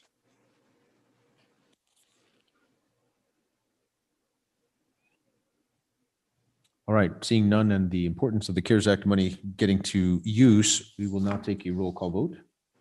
Councillor Peggy Sue Martinez,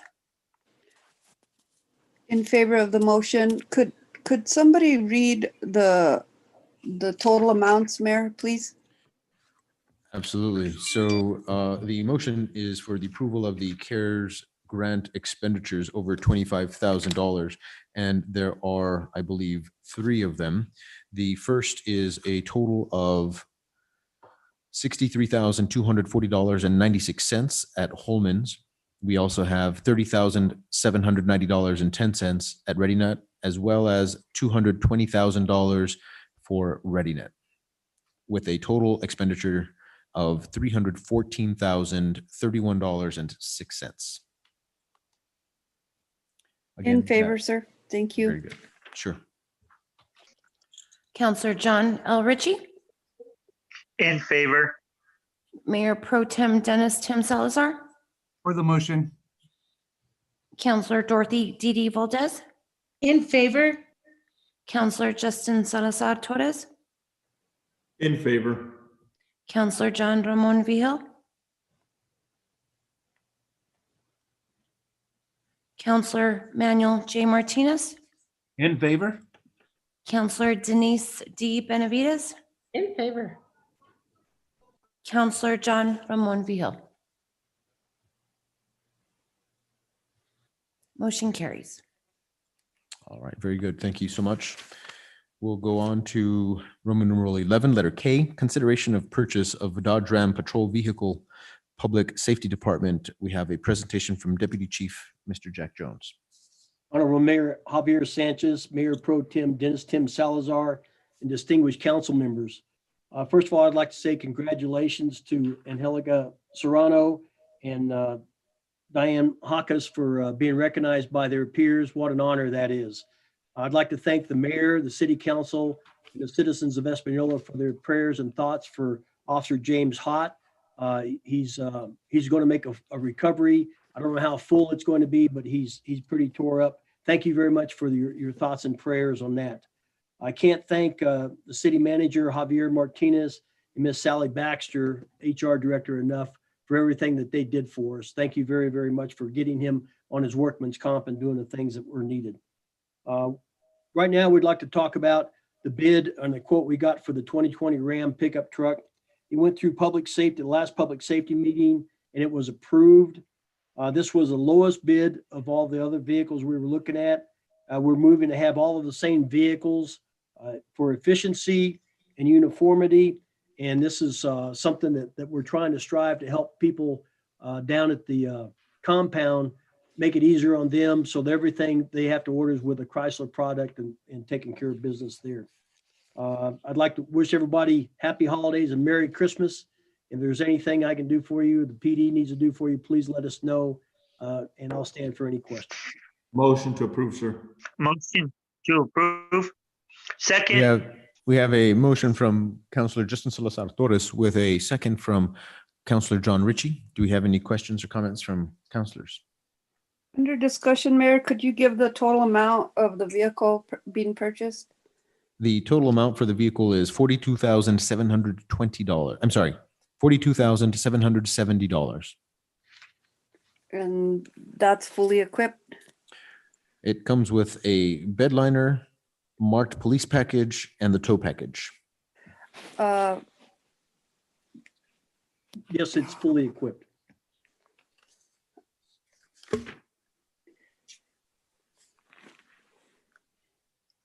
Any other questions from councillors? Councillor Peggy Sue Martinez, did you have another question? I did, thank you. I'm just wondering, we talked about the purchase and public safety under the committee, but we didn't discuss the breakdown of what funding was going to be utilized. We did talk about the 124 and we talked about other source of capital outlay. So can we just touch base on what amounts from what funding is going to be utilized to purchase this vehicle? Well, if we go through this, I think Ms. Hawkins may have to help me a little bit, but this is going to be through 122 funding. And vehicle itself is money that we received from Ms. Hawkins is.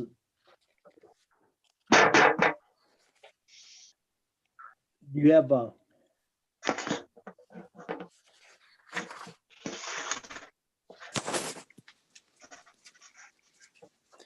the vehicle was purchased in 122 funding. Yes, 124 funding and capital outlay. Yeah. Do you have the breakdown of that, Ms. Hawkins, as far as percentage wise, what's coming out of what? So at this point, probably most of the funding for this vehicle will be coming out of the 124 fund, as I believe we have already earmarked the capital outlay for the purchase of the vehicles that we presented at the last meeting. So more than likely the total amount will come out of 124? Yes, ma'am.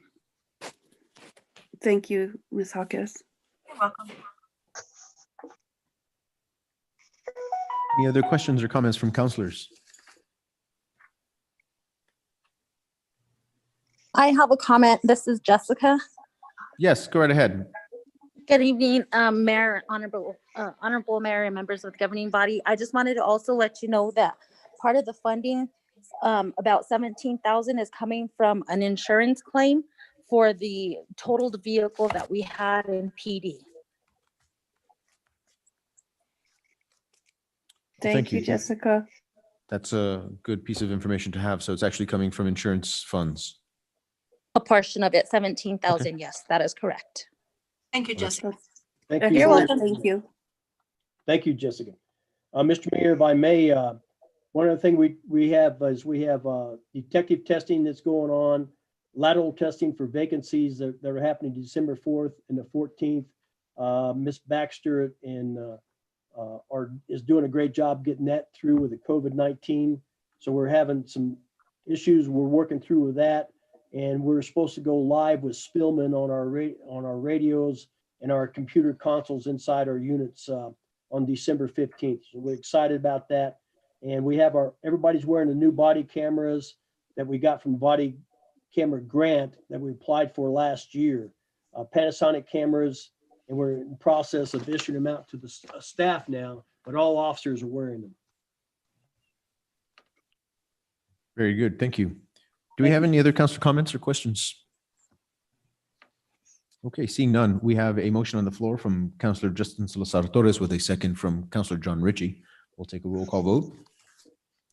Counselor Peggy Sue Martinez, in favor. Counselor John L. Ritchie, In favor. Counselor Dorothy Didi Valdez, For the motion. Mayor Pro Tem Dennis Tim Salazar, For the motion. Counselor Justin Salazar Torres, In favor. Counselor John Ramon Vihil, For the motion. Counselor Manuel J. Martinez, In favor. Counselor Denise D. Benavides. In favor. Motion carries. Moving right along, we'll go on to letter L, the consideration of a proposal for speed deterrence on Valley Drive. We have a presentation by Public Works Director Stephen Trujillo. Good evening, Honorable Mayor, members of the governing body. Before you have a proposal to install 3 speed deterrents in the form of speed humps on Valley Drive. They have brought it to the Public Works Committee. There was a petition that was signed. Elijah, the street supervisor, Daniel, the streets foreman, and myself went out on the field to verify and see where the most strategic place would be to place these deterrents. In finding the 3 places that would be acceptable, we got down, we knocked on the doors of the residents, we talked to them as well, and to let them know where we were going to be placing them. And in the place of all 3, all the residents were okay in placing him in those positions. It's going to be approximately $800, not including labor or equipment, to get this done. And if it is approved, they will not be installed until the springtime of 2021, or after spring when the temperature warms up, because the plant is currently not running. And I'll stand for any questions if anybody has. Motion to approve for purpose of discussion, sir. Second. Very good. We have a motion of approval for the speed bump deterrence on Valley Drive from Councilor Peggy Sue Martinez, with a second from Mayor Pro Tem Dennis Tim Salazar. Is that correct? Yes, sir. Yeah, yes. All right, very good. So for discussion, Councilor Peggy Sue Martinez, go ahead. Thank you, Mayor. So the only concern that I have, Mr. Trujillo, is during the last meeting where we discussed these speed bumps, Fire Chief Ron Padilla had discussed the fact that 3 more speed bumps would really affect his response time, and he was not in favor of adding any more speed bumps to that street. So I thought that when we were considering this and still considering this, my understanding was in my own mind that we were going to make speed humps or improve what was already there and not really increase the number of speed bumps or humps. So that's the only concern that I have. Other than that, I'm willing to do anything to control speeding traffic on any street in the city of Espanola. So could we please hear from Fire Chief Ron Padilla on that situation, please?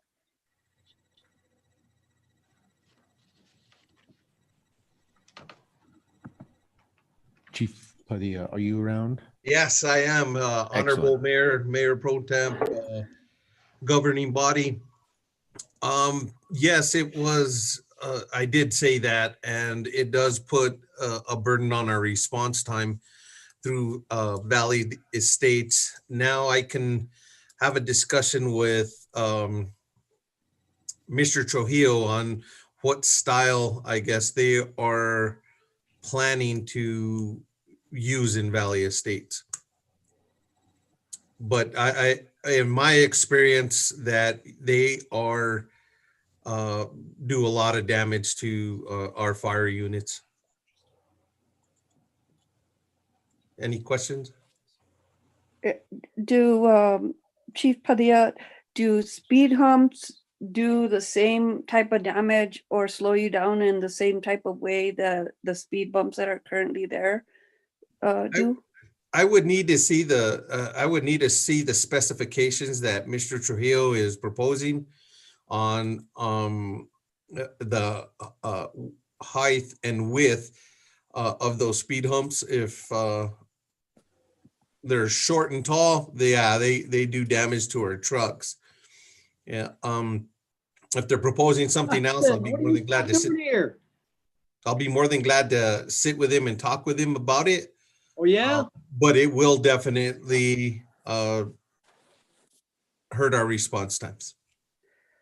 Mayor, members of the governing body, Peggy Sue Martinez. So the speed humps that are in the proposal will be 8 feet in width, which would go across the entire both lanes of the driveway, and they will be 4 inches tall.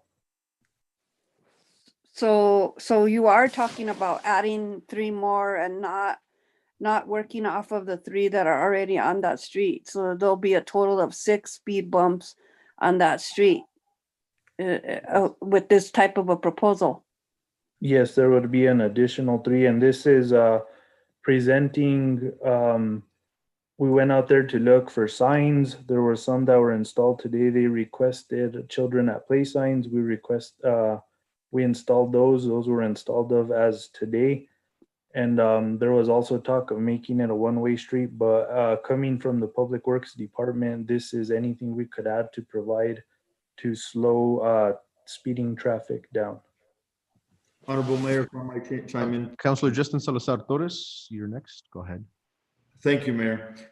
So I think the issue that has arose with Valley Estates and so forth was the constituents and individuals that had come before 2 committees They were before, I believe, Public Works and Public Safety. So they had dual partnerships in trying to figure out solutions. As per our last Public Safety Committee meeting, excuse me, I have a text here from one of the individuals that did help out, which was former city manager Mark Trujillo, on establishing the petitions and so forth. And he states that that himself and the residents of LA Estates appreciate all the efforts of the police chief and the police officers.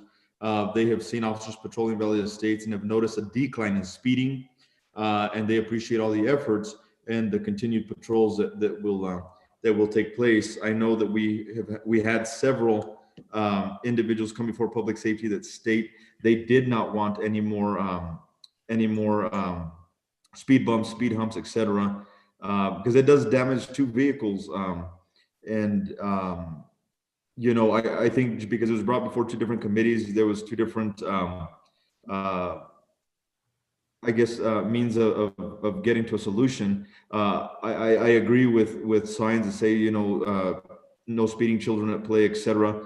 However, speed bumps, humps, additional to what's already there, you know, I think we have controlled the situation through public safety.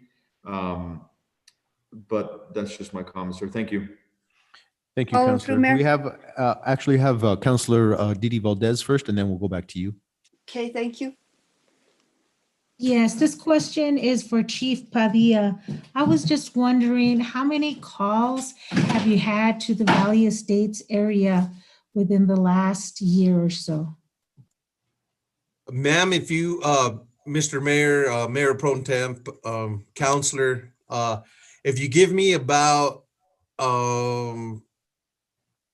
maybe about 5-10 minutes, I can get you that information.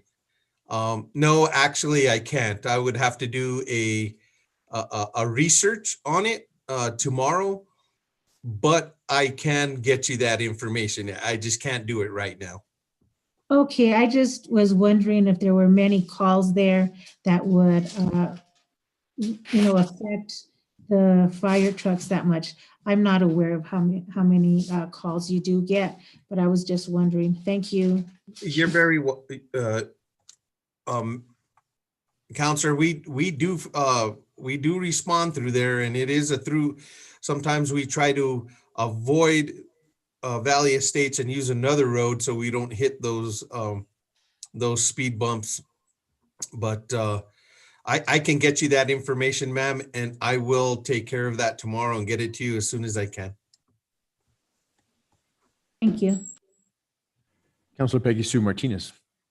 So just to clarify, Chief, you do utilize that street as a get through to the McCurdy area? Yes, sometimes we do. It just depends on where the location of that call is, and McCurdy for our bigger units, and especially for our ladder truck going down, McCurdy is kind of it can get tight, but we use Ranchitos, just depending on where the call is at.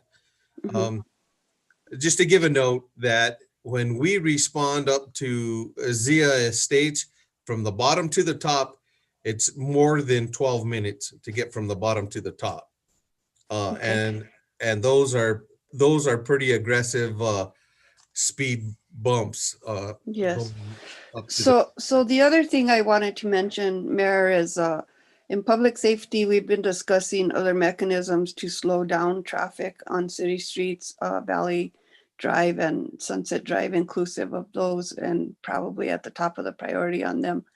One of the things that has come up is some research that Chief Jimenez has done on two different mechanisms that deter speeding in a community. One of them is a machine that would radar and ticket people virtually, and the department would stand behind those citations.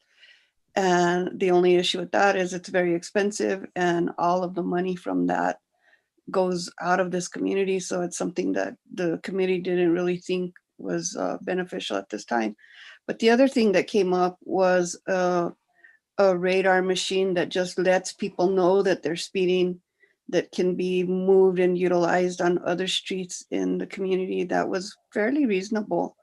And I myself would like to see the money that we're looking at, this $800, probably be invested into something like that, that would benefit the whole community and would be utilized on different streets, La Jolla and North Coronado, and any city streets that are within the city limits that do not belong to the state. So the part of McCurdy that does not belong to the state of New Mexico could also utilize a speeding van that would just, it's not a van, it's just a trailer that has a radar that tells you how fast you're going. And a lot of times people are speeding without even realizing how fast they're going. So I think just having the deterrent of letting you know that you're going too fast for the area and asking you to slow down might be beneficial to that neighborhood and to so many other neighborhoods in the community. So with that said, I'll withdraw my motion to approve this and look forward to possibly purchasing that speed sign that's movable all over the community. Thank you. We had a comment from Councillor John Ramon Vigil, so I'll let him go ahead and proceed, and then we'll go on Sure. with the withdrawal. Absolutely, sure. Councillor, go ahead. One of the things that seems like in talking to Ron and one of the reasons why Valley Drive has just attracted so much traffic in recent time as opposed to when it was first developed was it's that access point. I know Richard and that was a plan, and I hope that it continues to be a priority for the city council and the city going forward is the connection of Silky Way from Riverside Drive to McCurdy Road. I think that can long-term down the road alleviate a lot of the traffic issues we're seeing on Valley Drive. I'd like to just follow up to Councillor Peggy Martinez's comment about, we have speeding throughout the city. I hate to point fingers, but, we have city employees that are going down Coronado 70 miles an hour. They're not helping the situation. We have speeding throughout the city, and especially on our residential roads. They need to be respectful of one another. And we as a city need to set the example. And I'd like to see possibly this trailer get purchased and put throughout the city, not just in Valley Estates, and put on the State Road 76 corridor, San Pedro Road. So I'd like to just really echo the statements from Councilor Peggy Martinez. Okay, so we have a withdrawal of the motion. So there is no longer a motion on the table unless there is another councillor that would like to make a motion.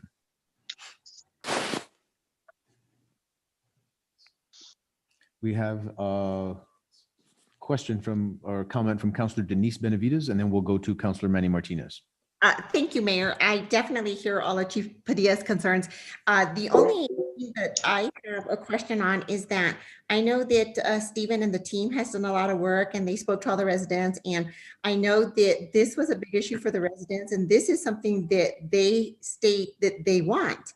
So, I mean, I don't know if that's going to mean that Stephen's got to go back to the drawing board now and go back and speak to these residents and just let them know that, what they requested has now not or may not possibly be approved. And so I don't know, Stephen, if you've gotten any additional feedback from them. I'm just kind of worried about the constituents in that area, just because this was something that they did ask for. Honorable Mayor, members of the governing body, Councillor Denise Benavides, all the residents we spoke to were for it, and us in the Public Works Department were just trying to bring a solution. This was brought to us and we were trying to assist in any way that we could. If I do have to reach out again, I will contact them and let them know that it did not go through, and maybe we could talk about the trailer, the deterrent trailer. Along with that as well too, though, I do want to mention in signboard had a lot of theft with batteries, and it's a mobile trailer where they cut the wires and still that. So that is a big issue even with our marquee boards that we have around. So we would have to come up with a plan for somebody to watch those, or for the police to go around and make sure that they are not being messed with or vandalized as well too. So that's just something that I did want to mention, but I will go back if I have to, and we could see what else we could do to help them in Valley Estates. Is it Hold on Sorry. 1 second. Can we go to Counselor Manny Martinez and then we'll go on to further questions? Counselor Manny Martinez. Thank you, Mayor. First of all, thank you, Stephen, for all the efforts you're doing to help these people at Valley Drive. I have had a few texts, messages from some of the residents that live there that are actually looking forward to this getting passed and wanting these speed bumps or speed humps. But I still think we need to do some sort of a traffic study, not just on this road, but other roads, and find out if the amount of traffic is happening at certain times of the day or certain days of the week, and perhaps at that point have our the PD station police officers during those particular times, and maybe that would be a deterrent in itself. Obviously, it has been, because the residents have stated that because of the more police presence, it's cut down on a lot of the traffic and also, of course, the speeding. But I think if unfortunately, if the PD does start actually handing out citations, that might be a deterrent in itself. But I just feel that we have to look at what the people that actually live there are requesting. I do feel that it would be a good deterrent to have that portable radar that we've talked about in public safety. But I do have my concerns as well, like they stated, as far as stealing of batteries and theft, and what that might end up costing us in the future as compared to the $800 right now on the speed bumps. Thank you. Thank you, Counselor. Counselor Justin Salazar Torres. Thank you, Mayor. I'm all for whatever our constituents want. However, one of the issues that was brought up during Public Safety Committee meeting, and Councilor Peggy Sue Martinez, correct me if I'm wrong, but when the petitions were brought before us, there needed to be a certain percentage from Valley Drive and a certain percentage from Sunset Drive, depending on where these speed bumps or speed humps were supposed to be. So my only question would be, is if Mr. Trujillo is willing to go back to Valley Drive and see the number of percentage of constituents that want more speed bumps there versus the ones that don't. And I'm more than willing to make a motion to table until our next city council meeting. Second on that motion. Thank you, Councilor. That way we can get a better study, because again, the petition that was brought before us was mixed in with signatures, and granted, we need to see what the percentages are going to be on Valley Drive versus who wants it and who doesn't. Because I've received mixed phone calls saying, yes, we want speed bumps. No, we don't. So motion to table, sir, until the next city council meeting. I think one of the things. For the sake of clarification, we have a motion that was originally made by Councilor Peggy Sue Martinez with a second from Mayor Pro Tem Dennis Tim Salazar, if I'm correct, to approve the speed bumps. That was rescinded by Councilor Peggy Sue Martinez. We now have a motion to table and from Councilor Justin Salazar Torres to the next January 2021 meeting, and a second from Councilor Peggy Sue Martinez. So the motion to table has already been set and seconded, so we can take a vote on that without further discussion. Mayor Pro Tem Dennis Tim Salazar, Yes, for the motion. Counselor Peggy Sue Martinez, For the motion. Counselor John L. Ritchie, For the motion. Counselor Dorothy Didi Valdez, For the motion. Counselor Justin Salazar Torres, For the motion, sorry about that. Counselor John Ramon Vihil, For the motion.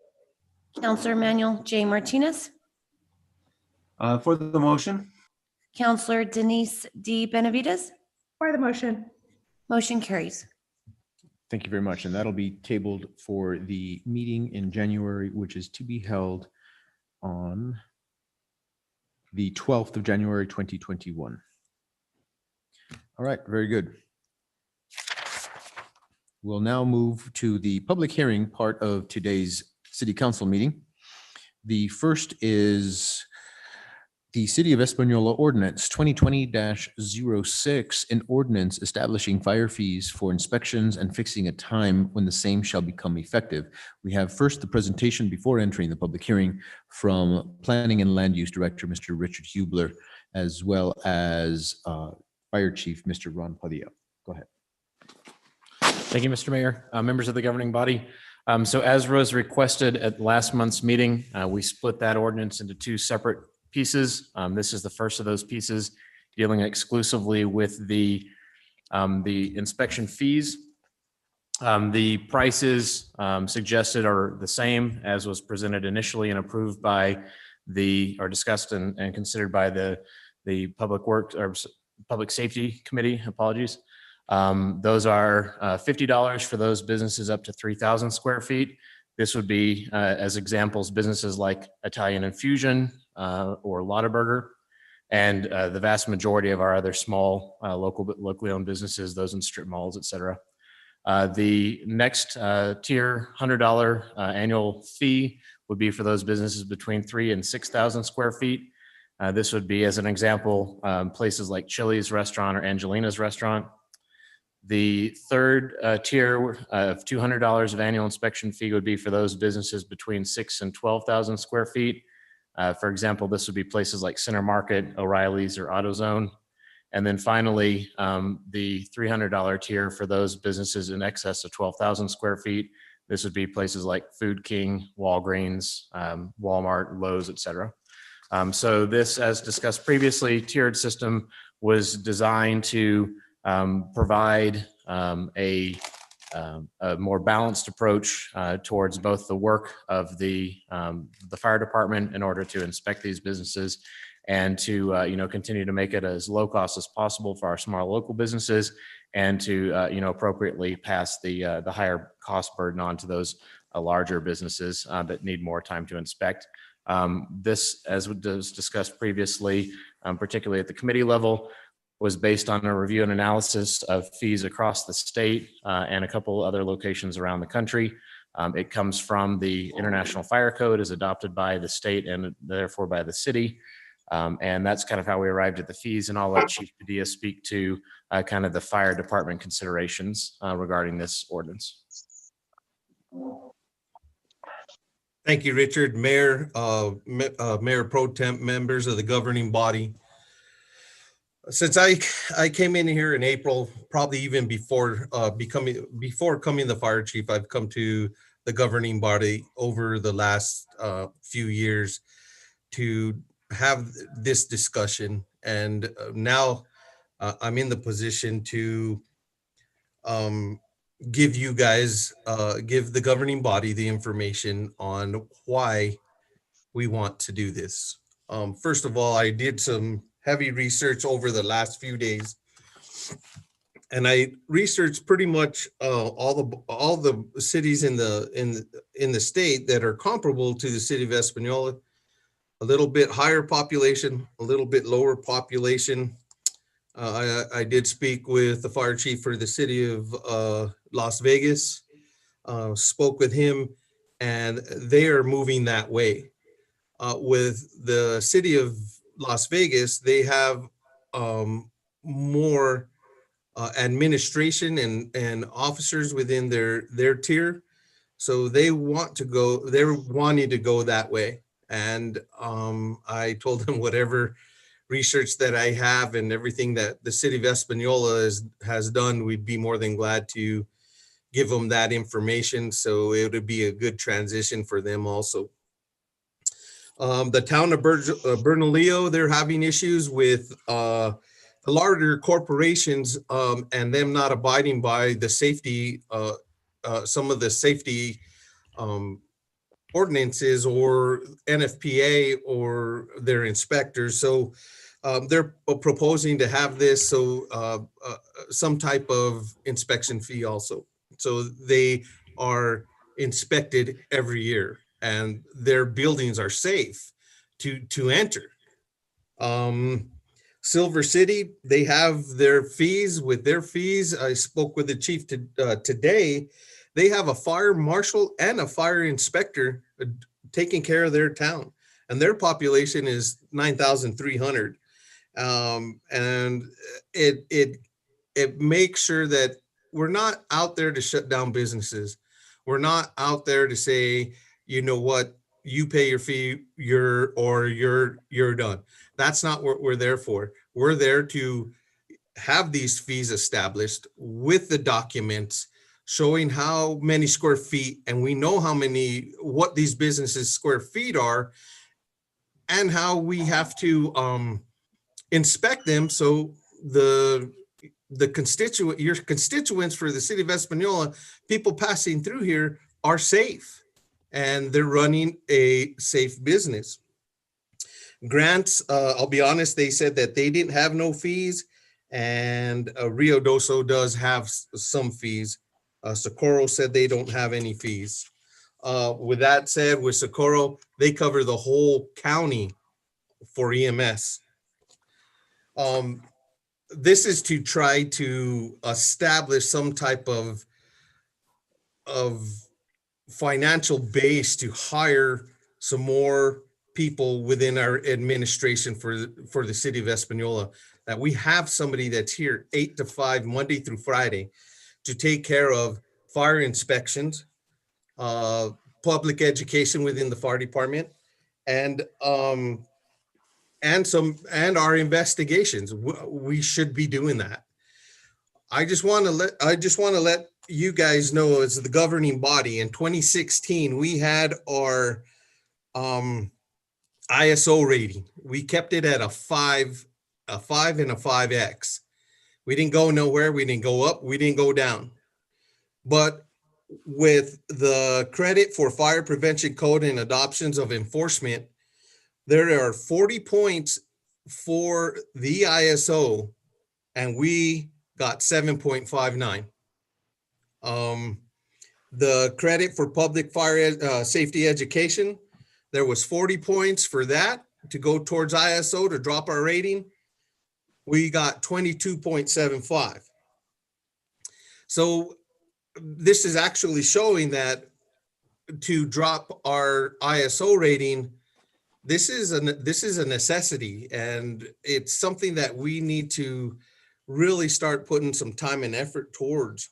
With that being said, we do have the Espanola fee schedule, and we have alcohol beverage sale fees, animal fees, licensing, business registration, fees for carnivals, for dances, graffiti, fireworks.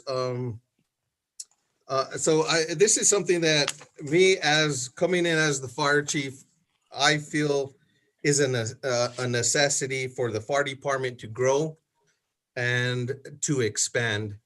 I, at this point, thank you for listening to me. I hope that I can answer any of your questions.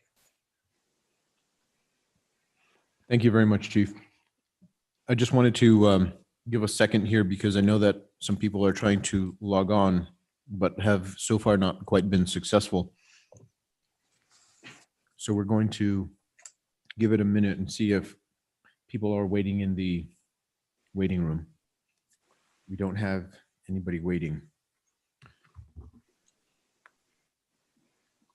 Apologize for the wait, but if you could just give me 1 second, I want to make sure that this is working so that members of the public have the opportunity to speak during the public hearing.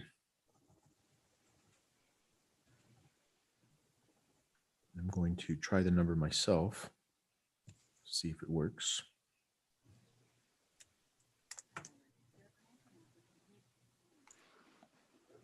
So it says that the number cannot be completed as dialed. What is the correct number to call? I'm seeing a 699 number.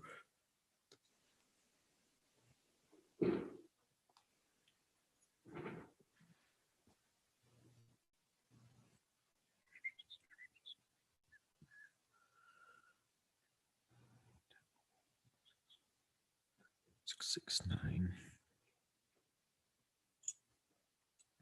669 006. Oh, no, sorry, 6699.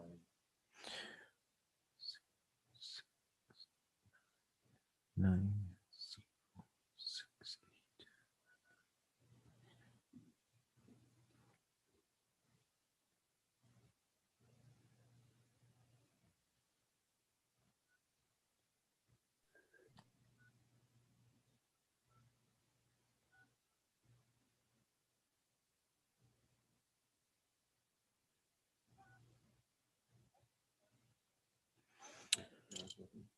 What number are you dialing?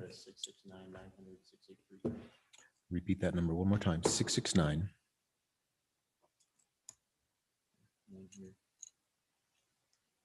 683. And then the meeting ID. So that could prompt your phone again.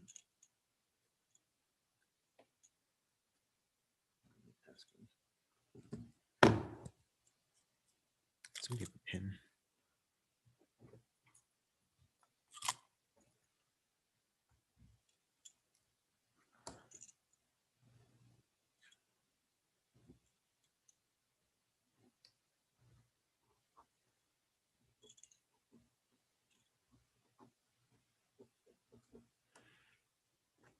Okay, so the number to dial is 669. I know that there was a misstatement out there. The actual number is 669, not 699. So it's 669-900-6833. With an ID of 890-8011-3361. And a passcode of 491714.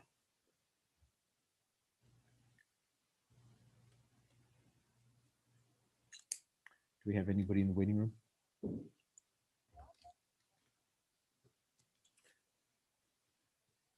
Apologize for the wait, ladies and gentlemen, but I do understand that somebody was trying to get on and has not yet quite had access. So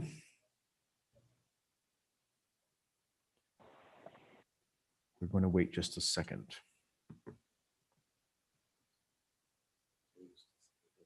Okay, so we just tested it with the numbers that I gave and it worked. If there is somebody from the public who would like to call, they can reach my cell phone number and call me, and we can just put that through the system. That number is 505-470-9357. You're welcome to give me a call, and we will make sure that you have the opportunity to speak during this public hearing. That number again is 505-470-9357.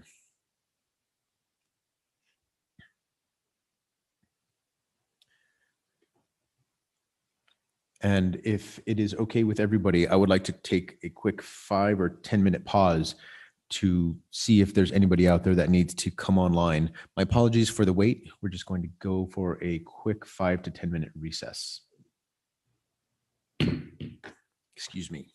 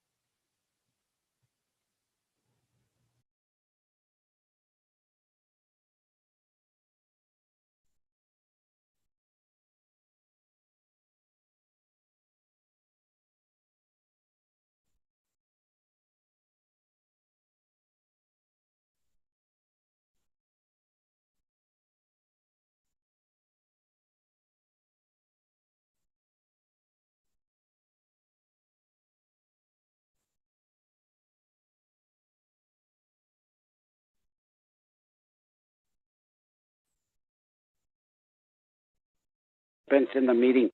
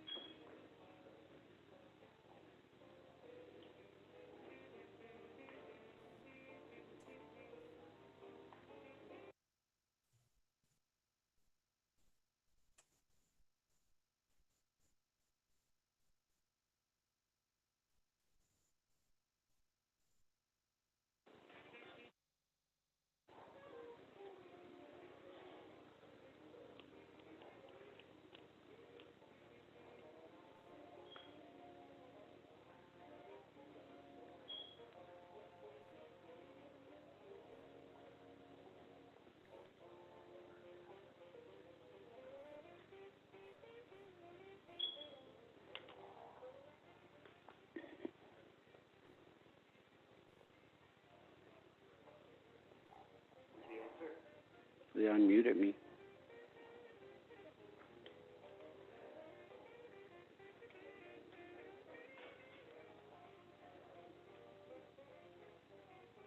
They're taking a 5-minute break.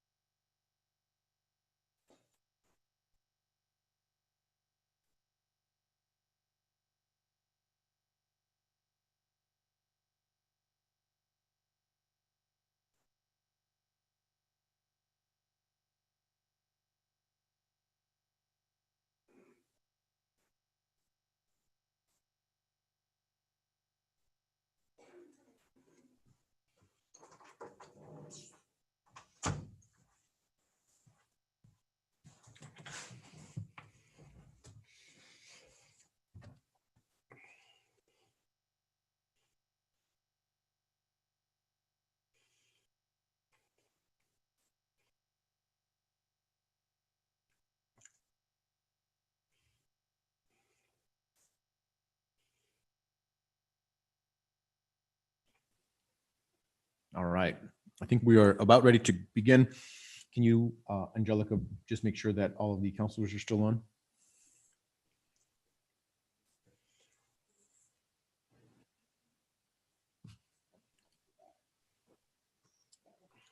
All right, very good. And we still have a caller in the waiting room. Is that correct?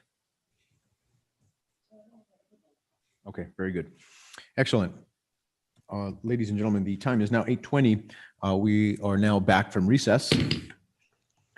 And we will now begin this public hearing. And I will read the entire motion. It is the City of Espanola Ordinance 2020-06, an ordinance establishing fire fees for inspections and fixing a time when the same shall become effective. This public hearing is now open. It is 8:20 p.m. Is there anybody wishing to speak either for or against this ordinance? Please make yourself known. And I do believe that we have somebody waiting. Very good. We are asking to unmute. Are you now ready? Go ahead, sir. Yes, Mayor Sanchez, Pro Temp, Mayor Salazar, and City Councilors, good evening. Can you hear me? We can hear you just fine. Thank you so much. And for the record, if you could just please state your name. Sure. I wanted to make sure you heard me first. My first name is Celso. Last name is Archuleta. I'm the owner of Floral Expressions and Hallmark in Espanola. And the reason I'm calling in today, I am opposing the fee for fire inspection.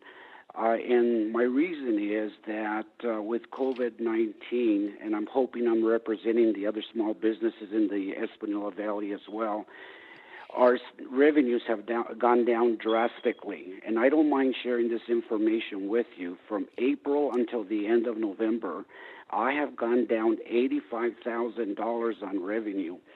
We need some help, and the situation is that I believe this is not the time. It is not the time to be imposing additional fees for small businesses. I think the City of Espanola, the fire department, needs to let us get back on our feet before they impose these fees. I understand completely the importance of keeping our employees and customers safe when entering our businesses. But with the situation that we have now with COVID-19, it's very hard.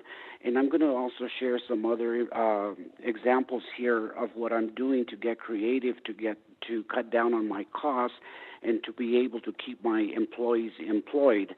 For example, at nighttime, when I leave my business, I turn off all the lights in my business. And I do that for the simple reason it's saving me $300 a month to turn off my lights at night. I have actually cut down from trash pickup from 3 times a week to 1 time a week. So those are just examples of how it's affecting my business right now and how creative I have to get to be able to reduce my expenses. So at this particular point, I don't think it's the appropriate time, perhaps maybe in the future. And I also feel that that's the job of the fire marshal, to be providing the services to the community and not be charging for it. So based on that, I oppose it, and I just wanted to give you my feedback of how I feel about it. And I hope you take my concerns into consideration and table this for the future. Thank you, Mr. Archuleta. Sure.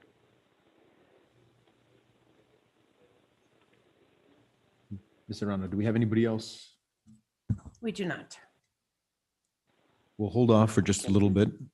We also know that doing things by Zoom is new to many folks, so we'll be very patient and recognize that members of the public need a little bit of extra time to log in.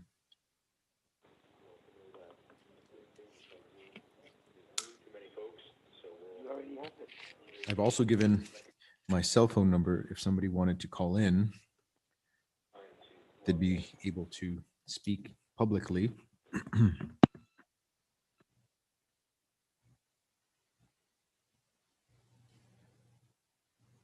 That number is 505-470-9357.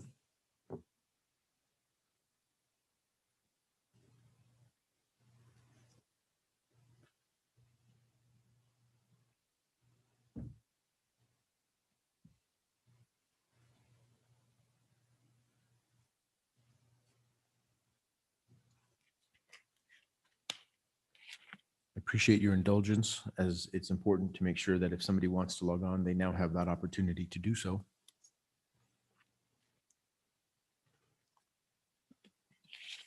Ms. Serrano, do we have anybody logging in? We do not. Anybody speaking for or against? We still have no one logging on or calling. So it is now 8:25, and I hereby close this public hearing for the City of Espanola Ordinance 2020-06. Do I hear a motion for the ordinance? I'm sorry, Mr. Padilla, did you want to say something? Yes, I do. And I do understand that there are businesses that are struggling. I do understand the of COVID-19. I do understand that. I believe there is a solution to that, and maybe we can discuss that. Or do you want to move on from here? Well, first we have Planning and Land Use Director, Mr. Richard Hubler. Go ahead. Thank you, Mr. Mayor. So I just wanted to address or mention one key element of the way in which this current fire fee is different from the one that was on the books for last year. During the fee considerations in July of 2019, the governing body established a $50 flat fire fee that was included with the annual renewal. As it stands now, the way that we presented this fee is it's separated from the renewal process. So in fact, everybody that's going to be renewing their business licenses over the next month and a half is only paying the $35 annual renewal fee. And the fire fee only gets charged at the point at which the inspection actually happens. So, one of the ways in which we can both have the fee on the books and help out small businesses is to postpone some of those inspections until, a few months from now. And so that anybody that hasn't already paid for a fire inspection, because we do have some folks like Mr. Archuleta that paid as part of last year's renewal that may or may not have received their fire inspection yet. So those will continue to be carried out. The fire department's working on that as they've been dealing with staffing issues and other kind of COVID priorities. So they'll continue working through all those folks that have already paid for their inspection as part of this year's renewal, which means that the vast majority of folks are not going to be responsible for getting a fire inspection until well into next year. So that would be the point at which whatever fee, the fee we're proposing, would be charged. So there already is kind of built into this system a little bit of allowance for the current COVID situation, which we certainly fully understand. As Chief Padilla mentioned, as I discussed earlier, our office is hearing the stories, from Mr. Archuleta and others about the huge impact that COVID has had on their business, and we understand as well. Thank you, Mr. Hubler. Mr. Mayor? Yes, Mr. Padilla. Chief, go ahead. Mr. Mayor, governing body, citizens of the city of Espanola, we don't have a fire marshal here within the city. Either it's the firefighters that are going out and doing the inspection or my deputy chief, or if it comes down to it, myself. I am more of a hazmat specialist, but I will go out and do fire inspections myself if need be. Now, I was talking about ISO ratings earlier, and we have not been able to drop our ISO because we do not have that staffing. Now, if we could get that staffing and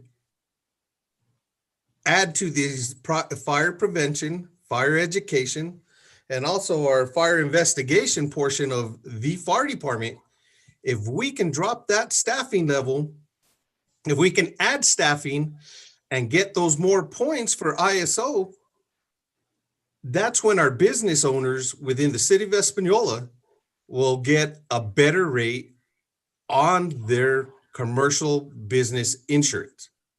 How do we do that? We need more staffing. Our staff, we need to grow with the city that is growing right now, and we can't.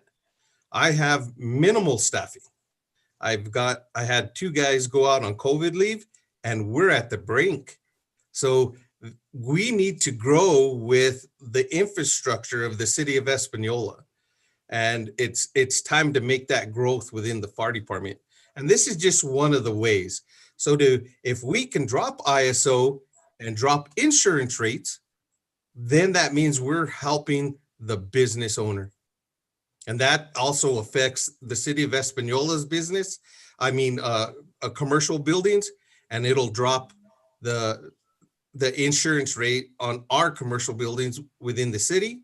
It also will drop your homeowner's insurance. So there's a lot to this.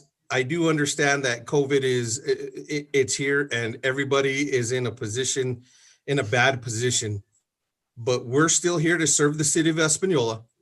We have continued and not skipped a beat to serve the city of Espanola within the fire department, but it's time for us to grow. And but just like Richard said, it's not going to be something that's going to impact these businesses. We have taken in consideration, as Mr. Hubler has said, of how this is going to play out with the year.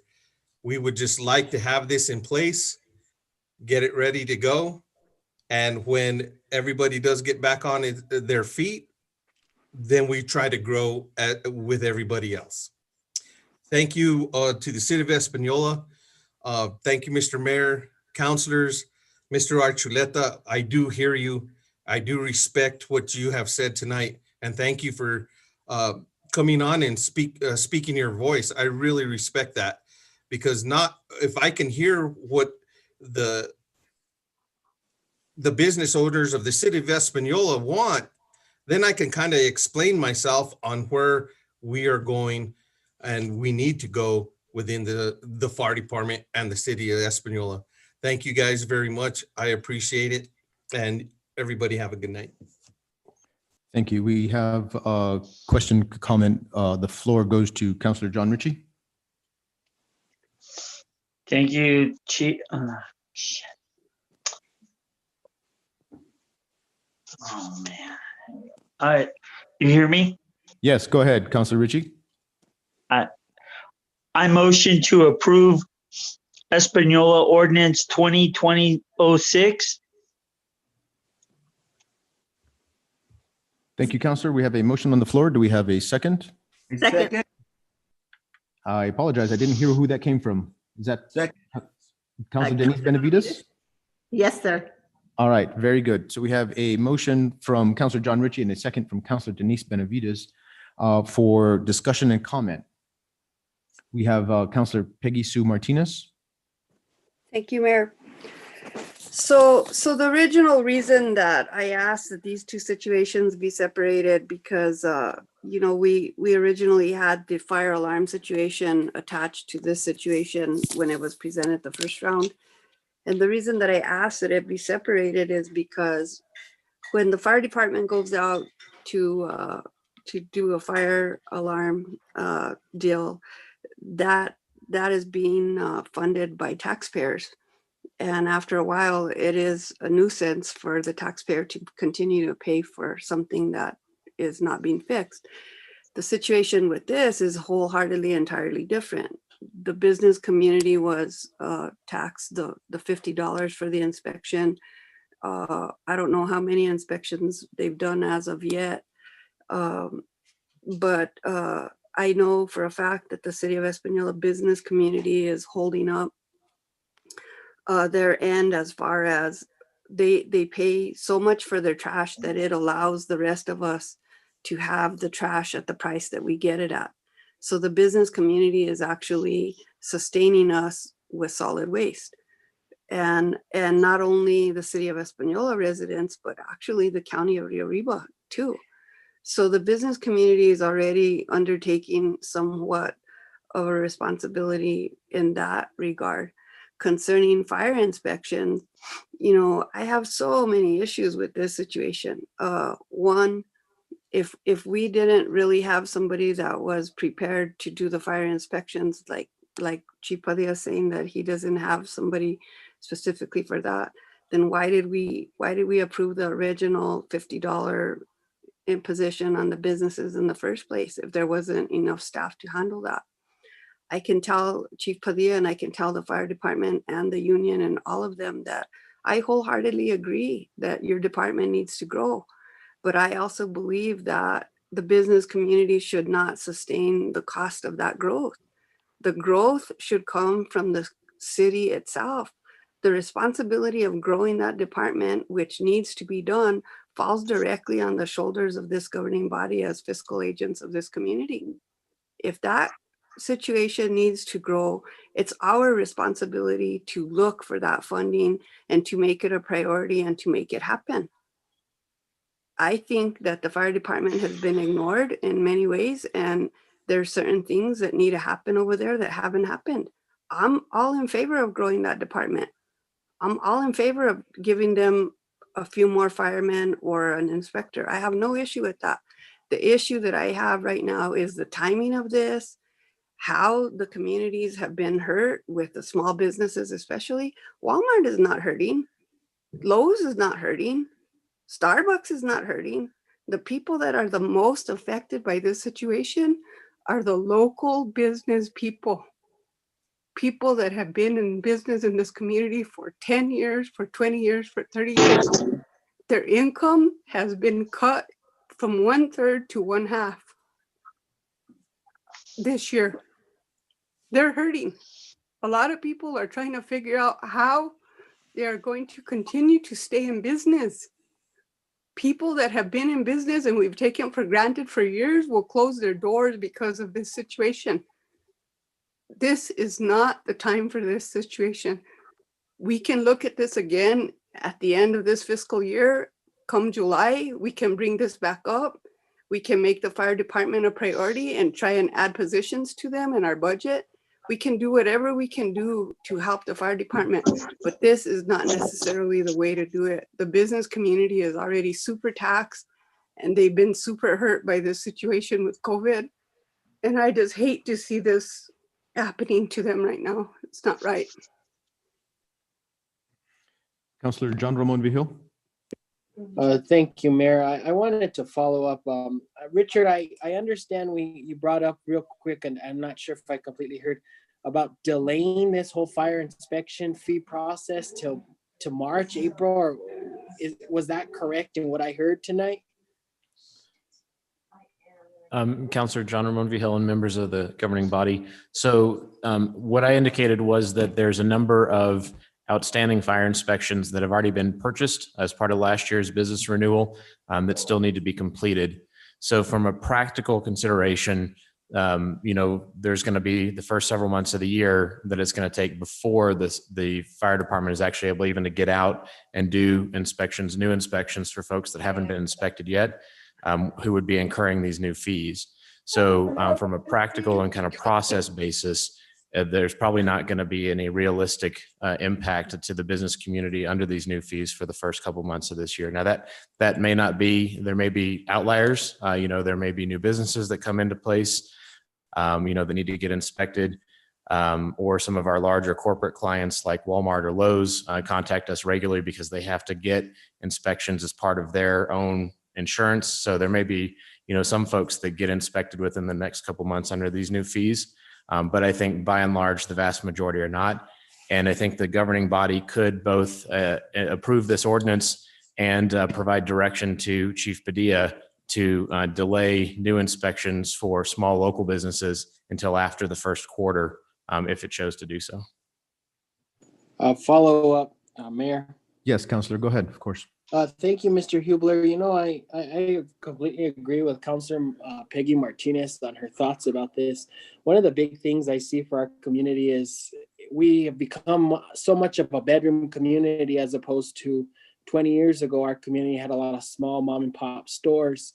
And as we continue to move forward and we have these fees and such, we make it more and more difficult for a small business owner to get established here in our community.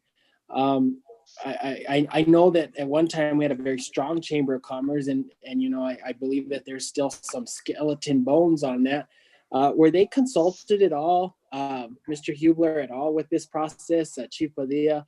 I think they're really important to bring to the table because they're the backbone of our small businesses here in the community. And I would like to hope that the council would look and consider to see what we can do going further and making it where, you know, I don't mind holding Lowe's, Walmart accountable, but, you know, when we talk about Fairview Flowers, we talk about Floral Expressions, we talk about H&R Block, those businesses that are run with only 1 or 2 employees, I'd like to see what we can do to help them and going further from that. Richard, did you have any actual solutions?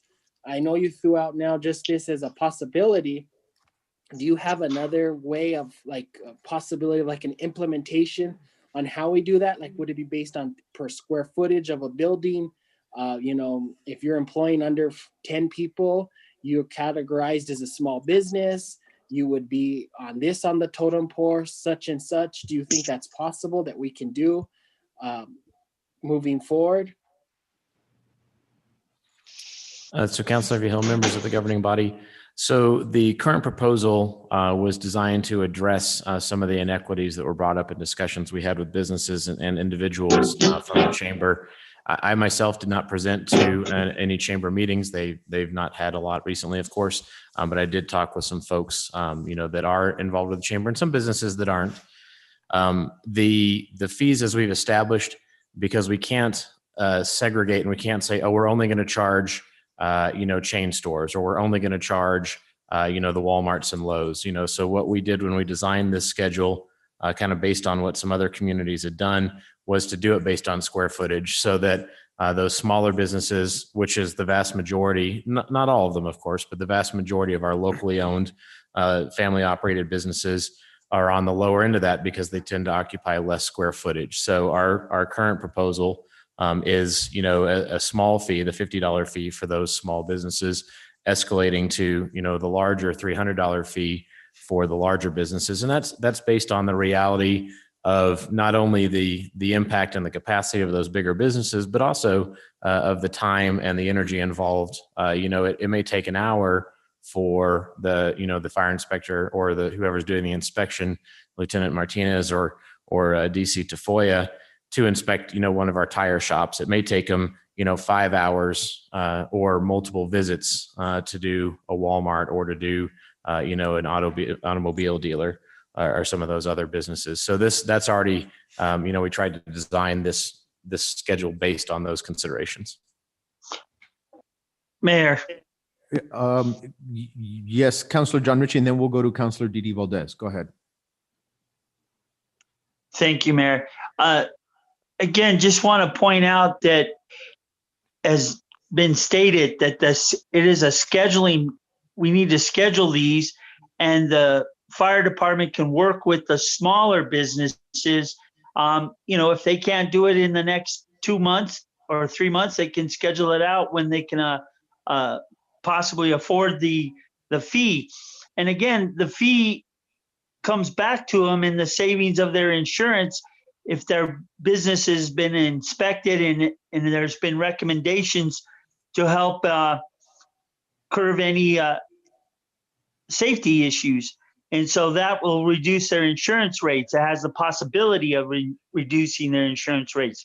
So it's not just a hammer. It is there to truly help our small businesses in the long run save money. Thank you, Councilor. We'll go to Councilor Didi Valdez and then Councilor Manny Martinez. Thank you, Mayor. I was just thinking about this whole situation and how everyone has been affected by COVID, the pandemic. Would it be possible to waive those fees this year, but still have the ordinance go through? That was my suggestion and, I don't know, idea of how we can help the businesses. Okay, thank you, Counselor. We can certainly look at that if at some point as we continue the discussion. Counselor Manny Martinez, go ahead. Thank you, Mayor. It's been brought up, of course, that by implementing these fees and doing these inspections that need to be done, that how it can help the lowering of insurance rates for our businesses and of course for our residents as well. My question would be, if we don't go down this road and start doing this, is there a potential that insurance rates will actually start to go up for these businesses if this isn't taken care of, if we don't start actually acting upon it? Chief Padilla, I'll have you answer that. Mr. Mayor, Councilor Martinez, governing body, yes, there is. If we don't keep our ISO at a 5 and it goes up to a 6 or 7,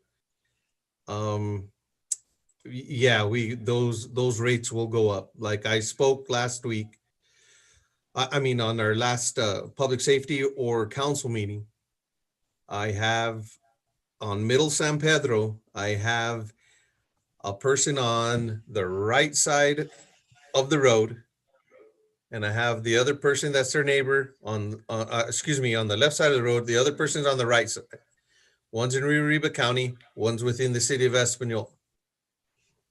The one on, and they're related somehow. One called me and asked, would you respond to my home? I said, yes, ma'am, we sure would. Can you write me a letter? You'll respond to my home. I said, I cannot do that. You're in Rio Arriba County. She says, but my friend, my relative across the street pays like $900 a year. And the one, and she pays $1,800 a year. That district is a ISO 9 or 8. And the other, our district is a 5. So we put all this time and effort on trying to get our ISO down so we can get better rates for commercial and residential. And the person right across the street has to pay more, but we would respond to their fire. And we can't dedicate ourselves specifically to that home because it's not in our district. So yeah, it's a possibility. Our next ISO gauge that we could go up to a 6 or 7, and those insurance rates would go up. Follow up? Yes, for a follow-up. Go ahead, and then we'll go to Councilor John Ramon Vigil. Thank you, sir. I guess then the question is, do we want to do something about keeping our ISO low now? Or do we want to wait till it goes up to an 8 or 9 and then talk about how to bring it down at that point? So I think this is, I know it's hard right now for all businesses. I'm not going to, everybody knows that it's very hard right now for all businesses, but in the long run, we still have to plan for the future, and bringing down that ISO will help these businesses, all businesses in the long run. Thank you. Yes, we'll go to Councilor John Ramon Vigil and then Councilor Justin Salazar Torres. Go ahead, Councilor Vigil. Follow up for Mr. Nahum. You know, is it possible we can change the effective date of this ordinance?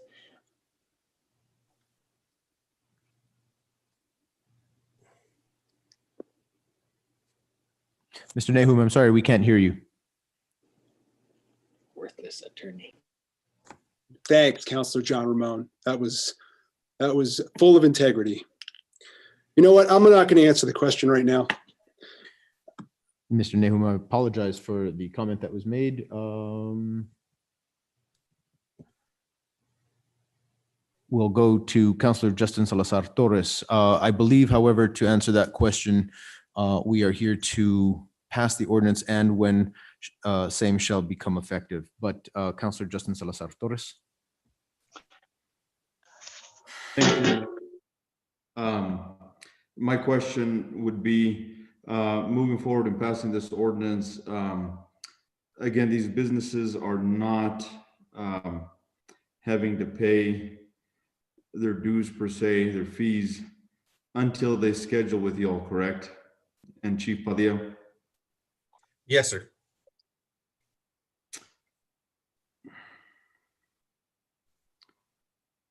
All right.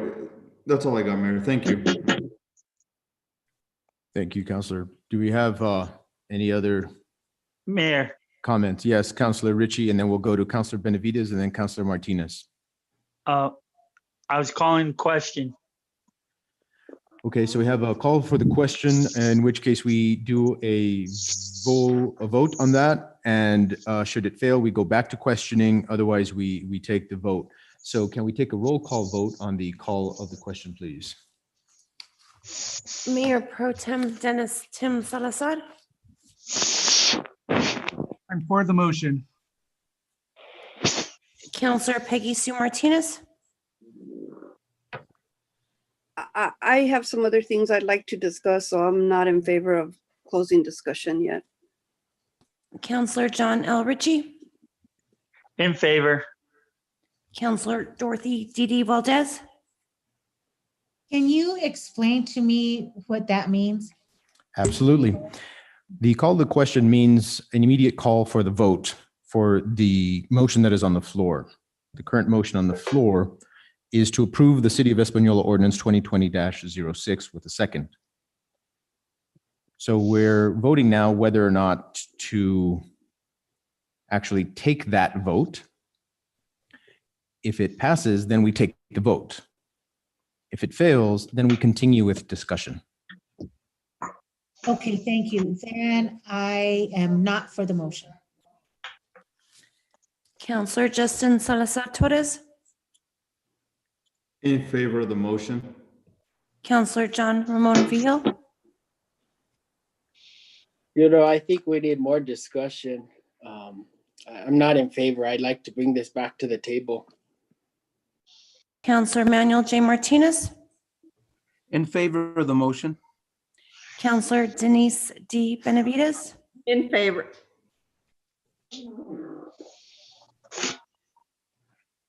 motion carries.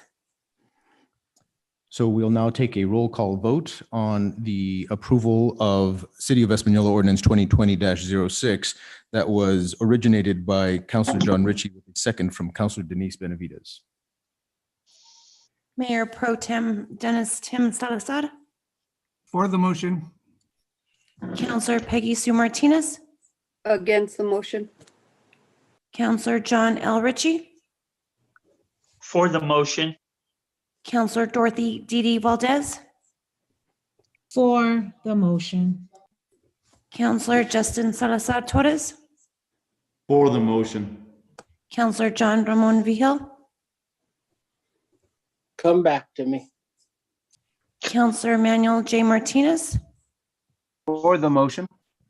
Counselor Denise D. Benavides, For the motion. Counselor John Ramon Vihil. Against the motion. Motion carries. Thank you very much. We'll now move on to the second hearing of the night, which is the City of Espanola Ordinance 2020-07, an ordinance establishing fire fees for excessive false nuisance alarms and fixing a time when the same shall become effective. We have a presentation once again by Fire Chief Ron Padilla and Planning and Land Use Director, Mr. Richard Hubler. Thank you, Mr. Mayor. So as discussed previously, this is the other half of the previous motion. The recommendations are the same as was presented to the Public Safety Committee and as presented last month. The false nuisance alarm fees are based on the number of calls, no charge for the first two per calendar year, $100 for each call from the 3rd through the 6th, $200 for the 7th or above call. That is exempting specifically new commercial alarm systems for the 60 days following installation or approval by the fire department to make sure they work out all the kinks without costing the business to do so. And then, of course, public, private, and parochial school facilities are exempted from those nuisance alarm fees. This ordinance does also amend the Chapter 49 of the Espanola Municipal Code related to the fire department. Specifically, some language changes from last time related to the concerns of the makeup of the appeals board. So any fee that's levied by the fire department on any entity inside the city would be available to be appealed by the appropriate property owner. The chief would then convene an appeals board. This is consistent with the International Fire Code. That is comprised of himself or herself and 3 other individuals from different departments, including the city administration, a representative of the Planning and Land Use Department, and the language change, an active firefighter with the Espanola Fire Department. We removed any reference to the union. The appeals board also considers the testimony. There's some language in there that was added by our attorney to kind of clarify that appeal process as far as, what passes the appeal has to be a positive vote of 3 of the 4 members to support the appeal. And then in the event that they're not waived, then the property owner is responsible and the property owner does not have to pay during the appeals process. So that's the updated language of the ordinance as presented in the packet. And I'll let Chief Padilla speak to specifics of the nuisance issue as he deems necessary. Mr. Mayor Pro Temp, governing body. This is a totally safety issue. And the safety issue is that when alarms don't get fixed, they don't work. And what has happened is when we have those multiple alarms to the same place, and we don't do nothing about it, they just leave the alarm like that, and then we go back again. So at this point, this is pretty much to the safety and well-being of people being in stores or residents or multi-resident dwellings. To either they're going to pay this fine or they're going to pay to fix their fire alarm. And without this type of fee, they just say, well, nothing's going to happen to us. We're not going to fix our fire alarm. So then we just go out again.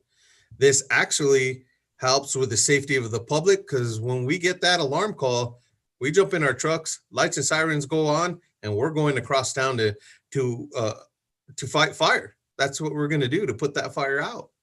So if we know that they're paying the money to fix their alarm instead of not doing anything, I'm sure they're going to want to use their money to fix their alarm instead of paying a fine. This has been a nuisance within the fire department, and I think this is a necessary safety issue. Any questions? I think we shall enter the hearing first and then come out of that with any commentary, and then we can ask any questions at that point. If that's okay with you, Chief? Yes, sir. Very good. So it is now 8:57 p.m. I am opening the public hearing for the City of Espanola Ordinance 2020-07, an ordinance establishing fire fees for excessive false nuisance alarms and fixing a time when the same shall become effective. I now open that meeting. It is actually now 8:58. Ms. Serrano, do we have anybody waiting in the guest area? We do not. Okay, well, as we stated during the first hearing, I'd like to give anybody the chance and opportunity to log on at this moment.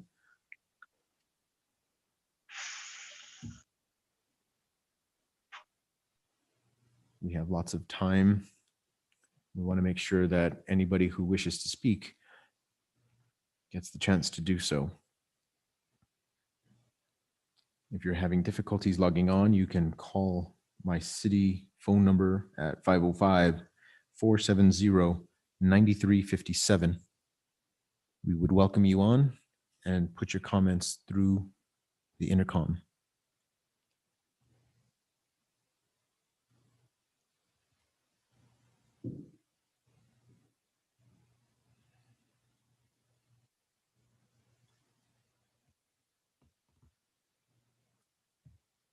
And thank you for your patience, councilors, and those of you still on. We'll wait just another minute in case somebody would like to join for this public hearing.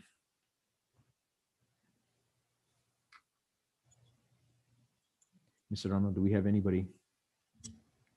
We do not. We'll wait just a short moment longer.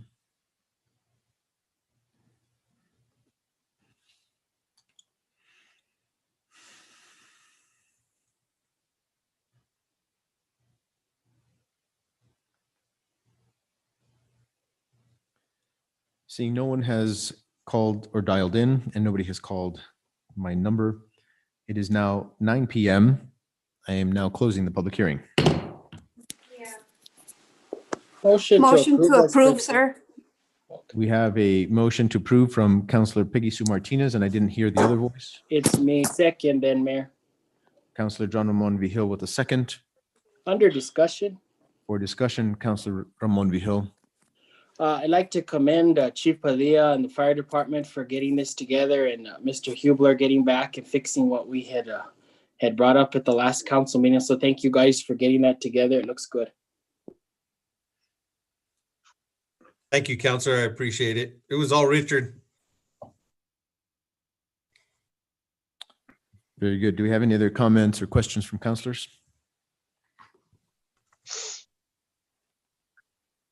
Seeing none, can we take a roll call vote on the approval of City of Espanola Ordinance 2020-07?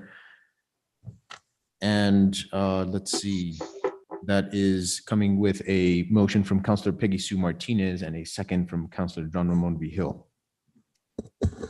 Counselor Denise D. Benavides, In favor.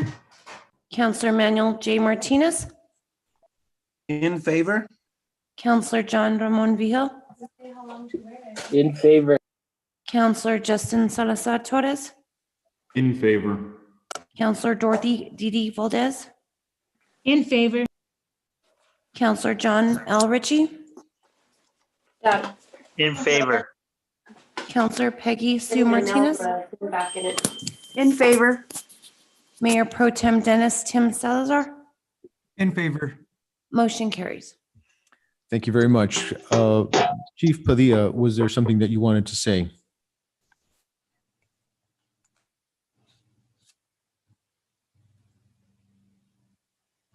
Chief, are you there?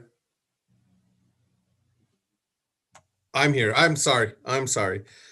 There's just safety is our job. And I just want to thank everybody for acknowledging these two ordinances. And with that being said, I want to say from a man that I admired very much growing up through my career in the fire service, Alan Brunacini. He was a famous fire chief out of Phoenix, Arizona. Simple words, it was be nice to your customer and success will always be with you as long as you place safety as your first priority. And that's what I, as the fire chief of the city of Espanola, is doing. Thank you, guys. I appreciate it. Have a good night. Thank you, Chief. We'll now move on to the third and final public hearing for today. That is the City of Espanola Ordinance 2020-08, an ordinance amending the zoning ordinance of the City of Espanola, ordinance number 313 is amended, changing the zoning classification of 0.826 acres, more or less, from R1 Rural Residential District to Santa Cruz Plaza Historic District. The property is addressed as 125, is that Rincon de Estella, UPC, 1-048-120-227-139. Within the City of Espanola in the County of Santa Fe, we have a presentation by Planning and Land Use Director, Mr. Richard Hubler. Thank you, Mr. Mayor, members of the governing body. So this one came to the Planning and Zoning Commission last month at the request of property owner Catherine Bennett. She owns several properties in the Santa Cruz Plaza area. This one kind of at the corner of Rincon de Estella, a little bit elevated, overlooks the plaza and the church. It's a very nice property, has an old adobe home that she's been working to restore. She, on this particular property, sits on the outside of that zone district. So her request was to include this property in that zone district to not only predominantly to protect the future development of this property. And the city staff is in support of that.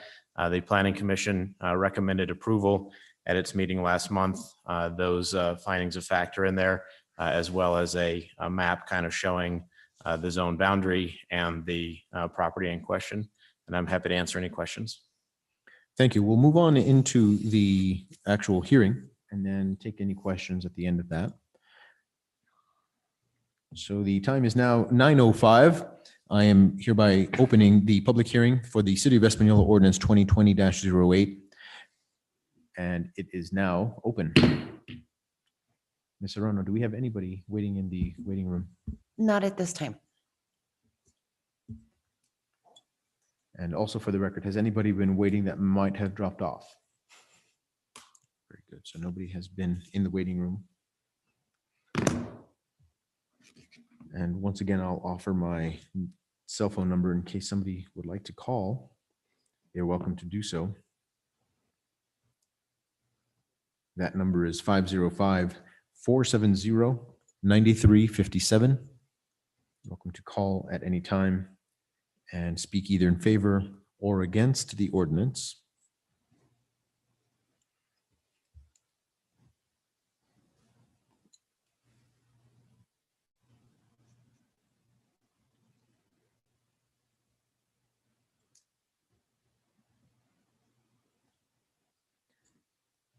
Again, we appreciate your patience.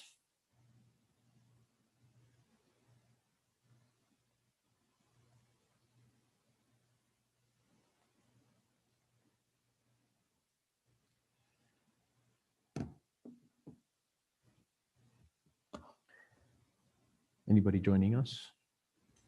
No, Mayor. Very good. The time is now 9:06, not having heard anybody speak either in favor or against. I'm closing this public hearing. Motion to approve, sir? Second. Second. We have a motion from Councilor Manny Martinez and a second from Councilor John Ramon Vigil. And for the sake of comment or discussion, anybody out there? I do, Mayor. Yes, go ahead. Mr. Hubler, I'm really excited about this. One of the big losses in this community is the loss of historic downtown and the historic plaza. So whatever we can do to preserve the Santa Cruz Historic District and moving forward with the development of that and following through with the comprehensive plan, I'm really excited about that. So thank you. And thank you to your staff. It's pretty late. We're all tired. So thank you. Thank you, Councilor. Any other comments or questions? Denise. Councilor Denise Benavides. Thank you, Mayor. Just a quick comment as well. I just want to thank Director Hubler as well, but mainly the property owner. She's doing a great job out there, and the remodeling she's done so far has made an impact in that area. So I just want to make sure that hopefully she's listening, but I'd like to send a thank you out to her as well. Thank you, Councilor. Who else is out there? I can't see. Anybody else? All right, very good. Well, seeing no other commentary or questions, we have a motion from Councilor Manny Martinez and a second from Councilor John Ramon Vigil. So can we please take a roll call vote? Mayor Pro Tem Dennis Tim Salazar. Wear this for 14 days. Counselor Peggy Sue Martinez. In favor of the motion? Counselor John L. Ritchie. In favor. Counselor Dorothy Didi Valdez. In favor. Counselor Justin Salazar Torres. In favor. Counselor John Ramon Vigil. For the motion. Counselor Manuel J. Martinez. In favor? Counselor Denise D. Benavides. In favor. Mayor Pro Tem Dennis Tim Salazar. I just heard from him. He's having computer issues. But I don't want to take his. Okay, I think I'm back. Can you guys hear me? Gotcha. Yes, go ahead. Okay, good. Thank you. Yes, I for the motion. Thank you. All right, excellent. Thank you for joining back on. Thank you. Motion carries. Excellent. Well, thank you very much, ladies and gentlemen. We have now reached the end of our agenda. And we thank you very much for a great meeting. Now is